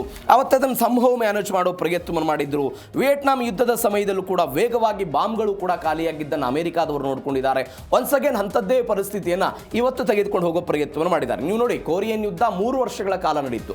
ಆ 1.5 ವರ್ಷದ ಸಮಯದಲ್ಲಿ ಅಮೆರಿಕ ಇಂಥದ್ದೊಂದು ಕೊರತೆಯನ್ನು ಎದುರಿಸಿತು. ಇದು ಗಮನಿಸಬೇಕಾದ ಸಂಗತಿ. ನೀವು ವಿಯೆಟ್ನಾಂ ಯುದ್ಧದ ಸಮಯದಲ್ಲೂ ಕೂಡ ಅನೇಕ ವರ್ಷಗಳ ಸುದೀರ್ಘ ಯುದ್ಧವನ್ನು ಅನುಭವಿಸಿದರೂ ಕೂಡ ಅದೂ ಕೂಡ ಮಧ್ಯಭಾಗದಲ್ಲಿ ಇಂಥದ್ದೊಂದು ಖಾಲಿಯಾಗಿತ್ತು. ಆದರೆ ಆ ಯುದ್ಧಗಳಿಗೂ ಮತ್ತು ಈ ಯುದ್ಧಗಳಿಗೂ ಒಂದು ವ್ಯತ್ಯಾಸ ಇದೆ. ಏನು ವ್ಯತ್ಯಾಸ? ಇವತ್ತು ಅಮೆರಿಕ ಶಸ್ತ್ರಾಸ್ತ್ರಗಳನ್ನು ತಾನು ಮಾತ್ರ ಬಳಕೆ ಮಾಡುವಂಥದ್ದಲ್ಲ, ಎಲ್ಲ ಮಧ್ಯಪ್ರಾಚ್ಯದ ಎಲ್ಲ ದೇಶಗಳಿಗೂ ಕೂಡ ಕೊಡಬೇಕಾದಂಥ ಅನಿವಾರ್ಯತೆ ಇವತ್ತು ಅಮೆರಿಕಕ್ಕೆ ಬಂದಿದೆ. ಬಿಕಾಸ್ ಯಾಕೆ ಅಂತ ಹೇಳಿದರೆ, ಆ ಮಧ್ಯಪ್ರಾಚ್ಯದ ನೆಲೆಗಳ ಮೇಲೆ ಇರಾನ್ ಅವರು ದಾಳಿ ಮಾಡ್ತಾ ಇದ್ದದ್ದನ್ನು ನೋಡಿದ್ದೀವಿ. ಆ ಮಧ್ಯಪ್ರಾಚ್ಯದ ನೆಲೆಗಳನ್ನು ನಾವು ಸಂರಕ್ಷಣೆಯಾಗಿ ಇಟ್ಕೊಳ್ಬೇಕು ಅನ್ನುವಂಥ ಒಂದು ವ್ಯವಸ್ಥೆ ಬರಬೇಕು ಅಂತ ಹೇಳಿದರೆ ಸಹಜವಾಗಿ ಅವ್ರಿಗೆ ನಾವು ಪೆಟ್ರಿಯಾಟ್ ಕೊಡಬೇಕಾಗುತ್ತೆ. ಅದಾದ ನಂತರ ತಾಡು ವ್ಯವಸ್ಥೆಯನ್ನು ಕೂಡ ಕೊಡಬೇಕಾಗುತ್ತೆ. ಎಲ್ಲ ವ್ಯವಸ್ಥೆಗಳನ್ನು ಕೊಟ್ಟು ಇವತ್ತು ಅಮೆರಿಕಾದ ಶಸ್ತ್ರಾಸ್ತ್ರಗಳ ಕೊರತೆ ಆಗಿದೆ ಅನ್ನುವಂಥ ವರದಿಗಳು ಬರ್ತಾ ಇದೆ. ಈ ಕಾರಣಕ್ಕಾಗಿ ಮುಂದಿನ 21 ದಿನಗಳಲ್ಲಿ ಒಂದು ಒಪ್ಪಂದವನ್ನು ಮಾಡಿಕೊಂಡು ಬೃಹತ್ ಪ್ರಮಾಣದಲ್ಲೆಲ್ಲ ಒಪ್ಪಂದ ಆಗಬೇಕು ಎನ್ನುವಂಥ ಆಲೋಚನೆಯಲ್ಲಿ ಅವರೆಲ್ಲ ಬಂದಿದ್ದಾರಂತೆ. ಹೀಗಾಗಿ ಏನಾಗುತ್ತೆ ಇದನ್ನು ಕಾದು ನೋಡೋಣ. ಇವೆಲ್ಲದರ ನಡುವೆ ಇರಾನ್ ಶಿರಚ್ಛೇದ ಬೆದರಿಕೆ ಹಾಕಿದೆ. ಏನು ಶಿರಚ್ಛೇದ ಬೆದರಿಕೆ ಇದು? ಅಮೆರಿಕ ಸೈನಿಕರು ನೆಲಕ್ಕೆ ಕಾಲಿಟ್ಟರೆ ಶಿರಚ್ಛೇದ ಮಾಡ್ತೀವಿ ಅಂತ ಇರಾನ್ನ ಕಮಾಂಡರ್ ಎಚ್ಚರಿಕೆ ಕೊಟ್ಟಿದ್ದಾರೆ. ನಾವು ಅನೇಕ ದಿನಗಳಿಂದ ನೋಡಿದ್ವಿ. ಡೊನಾಲ್ಡ್ ಟ್ರಂಪ್ ಅವರ ಪುತ್ರ, ಡೊನಾಲ್ಡ್ ಟ್ರಂಪ್ ಅವರ ಪತ್ನಿ ಬೆಂಜಮಿನ್ ನೆತನ್ಯಾಹು ಇವರ ಭಾವಚಿತ್ರಗಳನ್ನು ಹಾಕಿ ಅವರ ಶವಯಾತ್ರೆ ಮಾಡುವಂತಹ ರೀತಿ ಪೋಸ್ಟರ್ಗಳನ್ನು ಮಾಡಿದ್ದೆಲ್ಲವನ್ನು ಕೂಡ ನೋಡಿದ್ವಿ. ಇದಕ್ಕೆ ಇವರು ಹೇಳ್ತಾ ಇದ್ದಾರೆ, ಅಮೆರಿಕ ಸೈನಿಕರೇನಾದರೂ ನಮ್ಮ ನೆಲಕ್ಕೆ ಕಾಲಿಟ್ಟರೆ ನಾವು ಶಿರಚ್ಛೇದ ಮಾಡ್ತೀವಿ ಅಂತ ಇರಾನ್ನ ಕಮಾಂಡರ್ ಒಂದು ಎಚ್ಚರಿಕೆ ಕೊಡೋ ಪ್ರಯತ್ನವನ್ನು ಪಟ್ಟರು. $100 ಕೋಟಿ ಪರಿಹಾರವನ್ನು ಕೊಡಬೇಕು ಅಂತಲೂ ಕೂಡ ಟೆಹರಾನ್ ಅವರು ಕೇಳ್ತಾ ಇದ್ದಾರೆ. ನೌಕಾ ದಿಗ್ಬಂಧನವನ್ನು ತೆರವುಗೊಳಿಸಿದರೆ ಮಾತ್ರ ಹಾರ್ಮುಜ್ ಜಲಸಂಧಿ ಮುಕ್ತ. ಇದು ಒನ್ಸ್ ಅಗೇನ್ ಆ 14 ಬೇಡಿಕೆಗಳ ಪೈಕಿ ಏನೇನಿತ್ತು ಆ ಬೇಡಿಕೆಗಳು ಒನ್ಸ್ ಅಗೇನ್ ಕಂಟಿನ್ಯೂ ಆಗ್ತಾ ಇದೆ. ಒಮಾನ್ ಮಧ್ಯಸ್ಥಿಕೆಯಲ್ಲಿ ರಹಸ್ಯ ಸಂದೇಶಗಳೆಲ್ಲ ವಿನಿಮಯ ಆಗ್ತಿದೆ ಅಂತ. ಬಿಕಾಸ್ ಇವರು ಟೆಹರಾನಿಗೆ ಹೋಗಿ ಅವರಿಂದೆಲ್ಲ ಆಗ್ತಾ ಇದೆ ಅಂತ. ನೇರ ಮಾತುಕತೆ ಸಾಧ್ಯವೇ ಆಗ್ತಾ ಇಲ್ಲ. ಟ್ರಂಪ್ ಮತ್ತು ಇರಾನ್ನ ಈ ನಡುವಿನ ಬಿಕ್ಕಟ್ಟಿನ ನಡುವೆ ಯಾರಿಗೆ ಜಯ ಸಿಗುತ್ತೆ ಅನ್ನೋದು ಅಂತಿಮವಾಗಿ ಉಳಿದಿರುವಂತಹ ಪ್ರಶ್ನೆ. ಯಾಕಂದರೆ ಅನೇಕ ಜನ ಇಂಥದ್ದೊಂದು ಮಧ್ಯಸ್ಥಿಕೆಯನ್ನು ವಹಿಸಿ ಇಂಥದ್ದೊಂದು ಹೆದರಿಕೆ ಬೆದರಿಕೆ ಎಲ್ಲವನ್ನು ಹಾಕಿದಾಗಲೂ ಕೂಡ ಅಂದರೆ ನೀವು ನೋಡಿ, ಯಾವಾಗ ಡೊನಾಲ್ಡ್ ಟ್ರಂಪ್ ಒಂದು ನಿಲುವು ತೆಗೆದುಕೊಳ್ಳೋ ಪ್ರಯತ್ನವನ್ನು ಮಾಡಿದರು. ಏನು ಟ್ರಂಪ್ ತೆಗೆದುಕೊಳ್ಳೋ ಪ್ರಯತ್ನ? ಇಲ್ಲ, ನಾನು ಭೂಸೇನೆಯ ಮುಖಾಂತರ ದಾಳಿ ಮಾಡ್ತೀನಿ ಅಂತ ವೆಲ್ಕಮ್ ಅಂದರು ಇರಾನ್ ಅವರು. ಗ್ರ್ಯಾಂಡ್ ವೆಲ್ಕಮ್ ಮಾಡ್ತೀವಿ, ನಿಮ್ಮನ್ನು ಕರಿತೀವಿ ಬನ್ನಿ ಅಂತ. ಇದು ಅಮೆರಿಕಾದಿಂದಲೂ ಕೂಡ ಸಾಧ್ಯ ಇದೆಯಾ? ಯಾಕಂದರೆ ನಾವು ಇದ್ರ ಬಗ್ಗೆ ಅನೇಕ ಬಾರಿ ಚರ್ಚೆ ಮಾಡಿದ್ದೀವಿ. 1979 ಕಾಯ್ದೆ ಅಮೆರಿಕಾದಲ್ಲಿ ಅದಕ್ಕೆ ಒಂದು ಕಗ್ಗಂಟಾಗಿ ಪರಿಣಮಿಸ್ತಾ ಇದೆ. ಆ ಸಾಧ್ಯತೆಗಳು ಬಹಳ ಕಡಿಮೆ ಅಂತ ಅನಿಸ್ತಾ ಇದೆ. ಬಿಕಾಸ್ ಅಮೆರಿಕಾಕ್ಕೂ ಕೂಡ ಇವತ್ತು ಯುದ್ಧ ಬೇಕಾಗಿಲ್ಲ, ಅದಕ್ಕೆ ನಾನಾ ಕಾರಣಗಳು ಸಹಜವಾಗಿದೆ. ಹೀಗಾಗಿ ಏನಾಗುತ್ತೆ ಕಾದ್ ನೋಡೋಣ. ಇದು ಜೀ ಕನ್ನಡ ನ್ಯೂಸ್ DNA ಮೊದಲ ಸುದ್ದಿ. ಎರಡನೇ ಸುದ್ದಿಗೆ ಹೋಗುವ ಸಮಯ ಅದು ಅಮೆರಿಕಾದ ನೇತೃತ್ವದಲ್ಲಿ ಈ ಪ್ಯಾಲೆಸ್ತೈನ್ ಗಾಜಾ ಪಟ್ಟಿಗೆ ಸಂಬಂಧಪಟ್ಟಂತಹ ಒಂದು ಒಪ್ಪಂದ ಆಗ್ತಾ ಇತ್ತು. ಇಸ್ರೇಲ್ ಮತ್ತು ಈ ಎಲ್ಲ ಗಾಜಾ ಪಟ್ಟಿಗೆ ಸಂಬಂಧಪಟ್ಟಂತಹ ಹಮಾಸ್ ನಡುವೆ ಒಪ್ಪಂದ. ಈ ಒಪ್ಪಂದಗಳ ಪೈಕಿ ಒಂದು 15 ಅಂಶಗಳನ್ನು ಪಟ್ಟಿ ಮಾಡಿದ್ರು. ಶಾಂತಿ ಒಪ್ಪಂದ ಆಗಬೇಕು ಉಭಯ ದೇಶಗಳ ನಡುವೆ. ಅದು ನಿಮ್ಮ ಸೈನಿಕರನ್ನು ವಾಪಸ್ ತೆಗೆದುಕೊಂಡು ಹೋಗೋದು, ನಿಮ್ಮ ಜೈಲಲ್ಲಿದ್ದವರನ್ನು ವಾಪಸ್ ಬಿಡುಗಡೆ ಮಾಡೋದು, ಒತ್ತೆಯಾಳಾಗಿಟ್ಕೊಂಡವರನ್ನು ವಾಪಸ್ ಕಳಿಸೋದು, ಹೀಗೆ ಕೆಲವೊಂದಿಷ್ಟು ಒಪ್ಪಂದಗಳಾಗಿತ್ತು. ಆದರೆ ಇದನ್ನು ಹಮಾಸ್ನವರು ಒಪ್ಪಿದ್ದಾರೆ ಎನ್ನುವಂಥ ಸುದ್ದಿಗಳು ಬರ್ತಾ ಇದೆ. ಆದರೆ ಇಸ್ರೇಲ್ ಖಂಡಿತವಾಗಿಯೂ ಕೂಡ ಕಡ್ಡಿ ಮುರಿದಂಗೆ ಹೇಳಿದೆ, ನಾವು ಈ ಒಪ್ಪಂದವನ್ನು ಒಪ್ಪಲ್ಲ ಅಂತ. ನೀವು ಹೆಜ್ಬುಲ್ಲಾದವ್ರ ಜೊತೆಗೆ ಒಪ್ಪಂದ ಮಾಡಿಕೊಂಡಾಗಲೂ ಕೂಡ ಅದರ ಬಗ್ಗೆ ಪ್ರಶ್ನೆಯನ್ನು ತಕರಾರನ್ನು ಇದೇ ಇಸ್ರೇಲ್ನವರು ಎತ್ತಿದ್ರು. ಅದಕ್ಕೊಂದು ಕಮಿಟಿ ಮಾಡ್ತೀವಿ, ಆ ಕಮಿಟಿ ನೇತೃತ್ವದಲ್ಲಿ ಎಲ್ಲವೂ ಕೂಡ ಮುಂದಾಳತ್ವದಲ್ಲಿ ಆಗುತ್ತೆ ಅಂತ ಹೇಳಿದಾಗಲೂ ಕೂಡ ನೋ ಸಾಧ್ಯವೇ ಇಲ್ಲ. ನಮ್ಮ ಉದ್ದೇಶ ಇರೋದು ಹೆಜ್ಬುಲ್ಲಾವನ್ನು ಮಟ್ಟ ಹಾಕಬೇಕು, ಅದಾದ ನಂತರ ನಮ್ಮದು ಉದ್ದೇಶ ಏನಿದೆ ಅದನ್ನು ನಾವು ಈಡೇರಿಸ್ಕೊಳ್ತೀವಿ ಅಂತ ಬೆಂಜಮಿನ್ ನೆತನ್ಯಾಹು ಹೇಳಿದರು. ಅಲ್ಲಿ ರಕ್ಷಣಾ ಸಚಿವರು ಕೂಡ ಹೇಳಿಕೆ ಕೊಡೋ ಪ್ರಯತ್ನ ಮಾಡಿದರು. ಅದಾದ ನಂತರ ಇದೀಗ ಹಮಾಸ್ ಬೆಳವಣಿಗೆಯಲ್ಲೂ ಕೂಡ ಅದೇ ಆಗ್ತಾ ಇದೆ. ಇದು ಮೊಟ್ಟ ಮೊದಲ ಬಾರಿಗೆ ಅಲ್ಲ ಅಮೆರಿಕ ಪ್ರಯತ್ನ ಪಡ್ತಾ ಇರೋದು. ಅನೇಕ ದಶಕಗಳಿಂದ ಇಂಥದ್ದೊಂದು ಶಾಂತಿ ಒಪ್ಪಂದವನ್ನು ಮಾಡಬೇಕು ಅಂತ ಪ್ರಯತ್ನ ಪಡ್ತಾ ಇದೆ, ಅದು ಕೂಡ ಸಾಧ್ಯ ಆಗ್ತಾ ಇಲ್ಲ. ಹಾಗಾದರೆ ಯಾಕೆ ಆಗ್ತಾ ಇಲ್ಲ? ಹಮಾಸ್ನ ವಿರುದ್ಧ ಈ ಇಸ್ರೇಲ್ಗೆ ಸಿಟ್ಟು ಯಾಕೆ? ಏನೇನು ಬೆಳವಣಿಗೆ ಆಗಿತ್ತು ಎಲ್ಲದ್ರ ಬಗ್ಗೆಯೂ ಕೂಡ ಡೀಟೇಲ್ ಆಗಿ ನೋಡ್ತಾ ಹೋಗೋಣ. ಎರಡನೇ ಸುದ್ದಿಯಲ್ಲಿ ಟ್ರಂಪ್ ಶಾಂತಿ ಯೋಜನೆಗೆ ಇಸ್ರೇಲ್ ಬ್ರೇಕ್ ಹಾಕ್ತಾ ಇದೆ.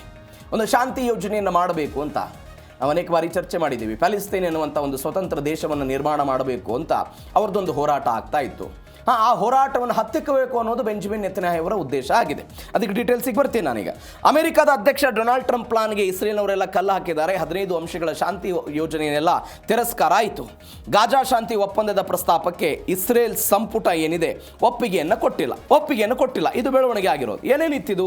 ಕದನ ವಿರಾಮ ಆಗಬೇಕು, ಸೈನಿಕರ ವಾಪಸಾತಿ ಆಗಬೇಕು ಅಂತ ಹೇಳಿದ್ರು, ಒತ್ತೆಯಾಳುಗಳು ಮತ್ತು ಕೈದಿಗಳ ವಿನಿಮಯ ಆಗಬೇಕು ಅಂತ ಹೇಳಿದ್ರು. ಅಂದರೆ ಹಮಾಸ್ ವಶದಲ್ಲಿರುವಂಥ ಎಲ್ಲ ಇಸ್ರೇಲಿಗರು ವಾಪಸ್ ಬರಬೇಕು, ಇಸ್ರೇಲ್ ಜೈಲಿನಲ್ಲಿರುವಂಥ ಎಲ್ಲ ಪ್ಯಾಲೆಸ್ತೈನ್ ಕೈದಿಗಳು ಕೂಡ ವಾಪಸ್ ಕಳಿಸಬೇಕು ಅಂತ ಒಂದು. ಹಮಾಸ್ ಶಸ್ತ್ರತ್ಯಾಗ ಮಾಡಬೇಕು, ಯಾವುದೇ ಶಸ್ತ್ರಾಸ್ತ್ರಗಳನ್ನು ಇಟ್ಟುಕೊಳ್ಳಬಾರದು ಅನ್ನೋದು ನಿಯಮ ಆಗಿತ್ತು. ಭಯೋತ್ಪಾದನೆಯ ಮುಕ್ತ ವಲಯ ಅಂತ ಘೋಷಣೆ ಮಾಡಬೇಕು ಅನ್ನೋದಾಗಿತ್ತು. ಗಾಜಾವನ್ನು ಪುನಃ ನಿರ್ಮಾಣ ಮಾಡಬೇಕು, ಅದಕ್ಕೆ ನೆರವನ್ನು ಕೂಡ ಕೊಡಬೇಕು ಅನ್ನೋದು ಎಲ್ಲವೂ ಕೂಡ ಆಗಿತ್ತು. ಇದು ಮೊದಲ ಬಾರಿಯ? ಖಂಡಿತ ಇಲ್ಲ. ಸ್ವಲ್ಪ ಇತಿಹಾಸಕ್ಕೆ ಹೋಗೋಣ, ಇಂಟ್ರೆಸ್ಟಿಂಗ್ ಆಗಿದೆ. 1978ರಲ್ಲಿ ಅಮೆರಿಕದ ಅವತ್ತಿನ ಅಧ್ಯಕ್ಷರಾದವರು ಕ್ಯಾಂಪ್ ಡೇವಿಡ್ ಒಪ್ಪಂದವಂತ ಇದೇ ಪ್ಯಾಲೆಸ್ತೈನ್ ಮತ್ತು ಇಸ್ರೇಲ್ ನಡುವೆ ಒಂದು ಒಪ್ಪಂದ ಮಾಡೋ ಪ್ರಯತ್ನವನ್ನು ಮಾಡ್ತಾರೆ. ಇಸ್ರೇಲ್ ಈಜಿಪ್ಟ್ ನಡುವೆ ಇದು ಒಪ್ಪಂದ ಆಗುತ್ತೆ. ಅದಾದ ನಂತರ ಗಾಜಾ, ವೆಸ್ಟ್ ಬ್ಯಾಂಕ್ ಪ್ಯಾಲೆಸ್ತೈನರ ಆಡಳಿತಕ್ಕೆ ಹೋಯಿತು. ಆದರೆ ಅದು ಯಾವುದೇ ಕಾರಣಕ್ಕಾಗಿಯೂ ಕೂಡ ಜಾರಿಗೆ ಆಗಲಿಲ್ಲ. ಇದು ಒಂದು ಬೆಳವಣಿಗೆ. 1993 ಅದಾದ ನಂತರ 95 ಈ 2 ವರ್ಷದಲ್ಲಿ ಒಂದು ಓಸ್ಲೋ ಒಪ್ಪಂದ ಆಗುತ್ತೆ. ಯಾರು ಮಧ್ಯಸ್ಥಿಕೆ ವಹಿಸ್ತಾರೆ? ಇವತ್ತು ಯಾವ ಅಮೆರಿಕ ಮಧ್ಯಸ್ಥಿಕೆಯನ್ನು ವಹಿಸಿದೆಯೋ ಅವತ್ತೂ ಕೂಡ ಅಮೆರಿಕ ಮಧ್ಯಸ್ಥಿಕೆಯನ್ನು ವಹಿಸಿತು. ಇಸ್ರೇಲ್ ಮತ್ತು ಪ್ಯಾಲೆಸ್ತೈನ್ ವಿಮೋಚನಾ ಸಂಸ್ಥೆ PLO ಪರಸ್ಪರವಾಗಿ ಅಂಗೀಕಾರ ಮಾಡಿಕೊಳ್ಳುವ ಪ್ರಯತ್ನವನ್ನು ಮಾಡಿದರು. ಪ್ಯಾಲೆಸ್ತೈನ್ ಪ್ರಾಧಿಕಾರಕ್ಕೆ ಅಧಿಕಾರ ಸಿಗುತ್ತೆ, ಬಟ್ ಭದ್ರತೆ, ಗಡಿಗಳ ವಿವಾದ, ಬೇರೆ ಬೇರೆ ಕಾರಣಕ್ಕಾಗಿ ಅದು ಕೂಡ ಹಳ್ಳ ಹಿಡಿದೋತು. ಇದು ಎರಡನೇ ಬೆಳವಣಿಗೆ. ಮೂರನೇ ಬೆಳವಣಿಗೆ ಏನಾಗುತ್ತೆ ಅಂತ ಹೇಳಿದ್ರೆ, ಸ್ವತಃ ಇಸ್ರೇಲ್ ಎನ್ನುವಂತಹ ಒಂದು ದೇಶ ಇದೇ ಪ್ಯಾಲೆಸ್ತೈನ್ ಮತ್ತು ಗಾಜಾ ಪಟ್ಟಿಯಲ್ಲಿ ತನ್ನ ಸೈನಿಕರನ್ನೇ ನಿಯೋಜನೆ ಮಾಡಿತ್ತಲ್ಲ, 2005ರಲ್ಲಿ ಸ್ವಯಂ ಪ್ರೇರಿತವಾಗಿ ತನ್ನ ಸೈನಿಕರನ್ನು ವಾಪಸ್ ತೆಗೆದುಕೊಂಡು ಹೋಗೋ ಪ್ರಯತ್ನವನ್ನು ಮಾಡ್ತು. ಇದು ಒಂದು ಬೆಳವಣಿಗೆ ಆಗುತ್ತೆ. ಎಲ್ಲಿಂದ ಆಗುತ್ತೆ? ಇಸ್ರೇಲ್ನಿಂದ ಆಯಿತು. ಆದರೆ 2007ರಲ್ಲಿ ಒಂದು ಬೆಳವಣಿಗೆ ಏನಾಗ್ಬಿಡ್ತು ಅಂತ ಹೇಳಿದ್ರೆ, ಇಸ್ರೇಲ್ ಸೈನ್ಯ 2005ರಲ್ಲಿ ಹೋದ 2 ವರ್ಷಕ್ಕೆ ಹಮಾಸ್ನವರು ಇದೇ ಸಂಪೂರ್ಣವಾಗಿ ಗಾಜಾ ಪಟ್ಟಿಯಲ್ಲಿ ತಮ್ಮ ನಿಯಂತ್ರಣವನ್ನು ತೆಗೆದುಕೊಂಡ್ರು. ಇಸ್ರೇಲ್ ವಿರುದ್ಧ ಯುದ್ಧವನ್ನು ಮಾಡೋ ಪ್ರಯತ್ನವನ್ನು ಪಟ್ಟರು. ಯಾವಾಗ ಯುದ್ಧ ಆಯ್ತಲ್ಲ, ಇಸ್ರೇಲ್ ಅವರು ಒನ್ಸ್ ಅಗೇನ್ ಅಟ್ಯಾಕ್ ಮಾಡೋ ಪ್ರಯತ್ನವನ್ನು ಮಾಡಿದರು. ಈಗ ಒಂದು ಬೆಳವಣಿಗೆ ಆಯಿತು 2007ರಲ್ಲಿ. ಈ ಗಾಜಾ ಪಟ್ಟಿ ಹಮಾಸ್ನವರ ಅಸ್ತಿತ್ವಕ್ಕೆ ಹೋಯಿತು. ಅಲ್ಲಿ ಅಧಿಕಾರವನ್ನು ಯಾರು ಸ್ಥಾಪನೆ ಮಾಡಬೇಕು ಅನ್ನುವಂಥ ವಿಚಾರದಲ್ಲಿ ಗೊಂದಲಗಳು ಕ್ರಿಯೇಟ್ ಆಯಿತು. ಎರಡು ಬಣಗಳು ಬರುತ್ತಲ್ಲಿ. ಒಂದು ಫತಾಹ, ಅದು ಅಮೆರಿಕಾದ ಬೆಂಬಲಿತ ಇರುತ್ತೋ, ಅದಾದ ನಂತರ ಉಗ್ರಗಾಮಿ ಸಂಘಟನೆ ಆಗಿರುವಂಥ ಹಮಾಸ್ನ ನಡುವೆ ಗಾಜಾ ಪಟ್ಟಿಯಲ್ಲಿ ಯಾರು ಆಡಳಿತವನ್ನು ನಡೆಸಬೇಕು ಅನ್ನೋದ್ರ ಬಗ್ಗೆ ದೊಡ್ಡ ಮಟ್ಟದ ಗೊಂದಲಗಳು ಇತ್ಯಾದಿ ಎಲ್ಲವೂ ಕೂಡ ಶುರುವಾಯಿತು. 2006ರಲ್ಲಿ ಚುನಾವಣೆ ಆಯ್ತಲ್ಲಿ. 2005ರಲ್ಲಿ ಸೈನ್ಯ ವಾಪಸ್ ಹೋಯಿತು. 2006ರಲ್ಲಿ ಚುನಾವಣೆ ಆಗುತ್ತೆ. ಈ ಚುನಾವಣೆಯಲ್ಲಿ ಫತಾಹನ್ನು ಸೋಲಿಸಿ ಹಮಾಸ್ನವರು ಚುನಾವಣೆಯನ್ನು ಗೆದ್ದುಬಿಟ್ರು. ಈ ಚುನಾವಣೆಯನ್ನು ಗೆದ್ದ ನಂತರ ಏನಾಗ್ಬಿಡುತ್ತೆ ಅಂತ ಹೇಳಿದರೆ, ಫತಾಹ ಮತ್ತು ಹಮಾಸ್ ನಡುವೆ ಒಳಗೆ ಯುದ್ಧಗಳು ಶುರುವಾಗುತ್ತೆ. ಒಂದು ಉದ್ವಿಗ್ನ ಪರಿಸ್ಥಿತಿ ಕ್ರಿಯೇಟ್ ಆಗೋದಕ್ಕೆಲ್ಲವೂ ಕೂಡ ಶುರುವಾಯಿತು. ಆಡಳಿತ ಎರಡು ಭಾಗ ಕ್ರಿಯೇಟ್ ಆಯಿತು. ಪ್ಯಾಲೆಸ್ತೈನ್ ಎರಡು ಆಡಳಿತ ಭಾಗವಾಗಿ ಎಲ್ಲ ಕ್ರಿಯೇಟ್ ಆಗೋದಕ್ಕೆ ಶುರುವಾಯಿತು.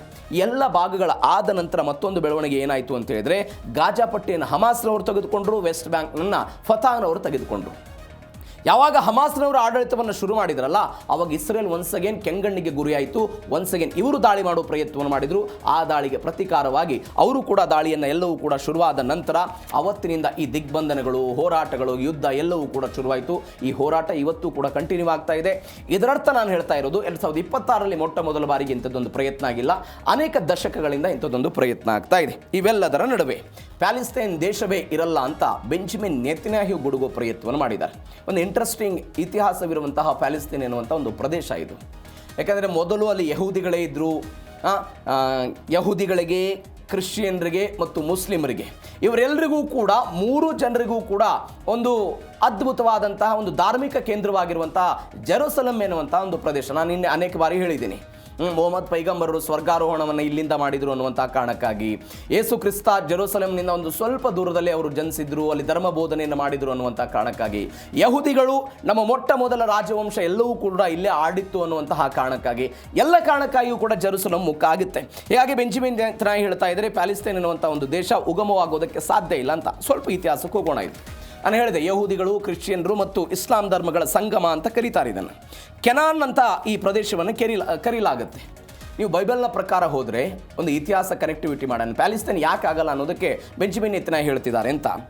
ಬೈಬಲ್ನ ಪ್ರಕಾರ ಈ ಭೂಮಿಯನ್ನು ರಾಜ ಡೇವಿಡ್ ಮತ್ತು ಸಾಲೋಮನ್ ಇವರೆಲ್ಲರೂ ಕೂಡ ಆಳ್ತಾ ಇದ್ರು. ಆ ಸಮಯದಲ್ಲಿ ಎಲ್ಲ ಬೆಳವಣಿಗೆಗಳಾಯಿತು ಅಂತ ಅವ್ರು ಹೇಳೋದು. ಇದಾದ ನಂತರ ಈ ರಾಜರ ಆಳ್ವಿಕೆ ಮುಗಿದ ನಂತರ ರೋಮನ್ನರು ಇದನ್ನು ವಶಪಡಿಸ್ಕೊಳ್ತಾರೆ. ಅದನ್ನು, ಈ ಪ್ರದೇಶವನ್ನು, ಪ್ಯಾಲೆಸ್ತೈನ್ ದೇಶವೇ ಇರಲಿಲ್ಲ ಅಂತ ಯಾವುದನ್ನು ಹೇಳ್ತಿದ್ದಾರಲ್ಲ, ಇವತ್ತು ಇಸ್ರೇಲ್ ಏನಿದೆಯಲ್ಲ ಆ ಪ್ರದೇಶವನ್ನು ರೋಮನ್ನರು ತಮ್ಮ ತೆಕ್ಕೆಗೆ ತೆಗೆದುಕೊಂಡ್ರು. ಅಲ್ಲಿ ತನಕ ಯಹೂದಿಗಳದಾಗಿತ್ತು. ಅದಾದ ನಂತರ ಯಹೂದಿಗಳ ವೈರಿಗಳಾಗಿದ್ದಂಥ ಫಿಲಿಸ್ತೀನರ ನೆನಪಿನ ಕಾರಣಕ್ಕಾಗಿ ಸಿರಿಯಾ ಫಿಲಿಸ್ತೀನ್ ಎನ್ನುವಂಥ ಒಂದು ಹೆಸರನ್ನು ಈ ಪ್ರದೇಶಕ್ಕೆ ಯಾರು ಕೊಡ್ತಾರೆ? ಇದೇ ರೋಮನ್ನರು ಕೊಡೋ ಪ್ರಯತ್ನ ಆಯಿತು. ಇದು ಒಂದು ಭಾಗ. ಇವಾದ ನಂತರ ಕ್ರಿಸ್ತಶಕ 637ರಲ್ಲಿ ಒಂದು ಬೆಳವಣಿಗೆ ಆಗುತ್ತೆ.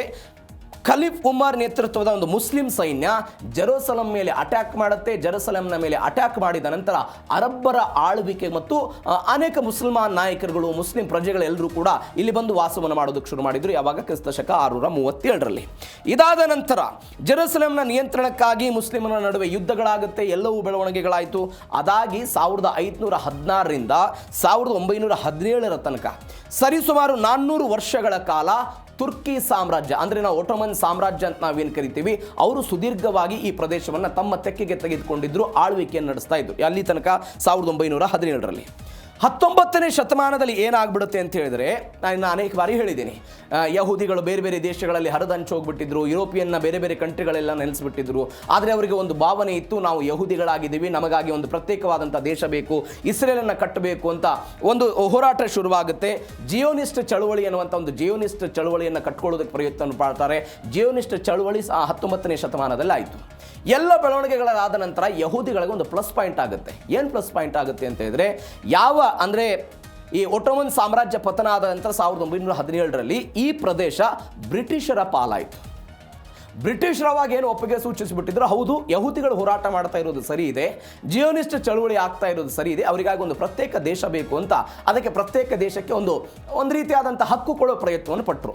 ಇದಾದ ನಂತರ ಈ ಪ್ರಕರಣ ಎಲ್ಲಿಗೆ ಹೋಗುತ್ತೆ? ವಿಶ್ವಸಂಸ್ಥೆಗೆ ಹೋಯಿತು.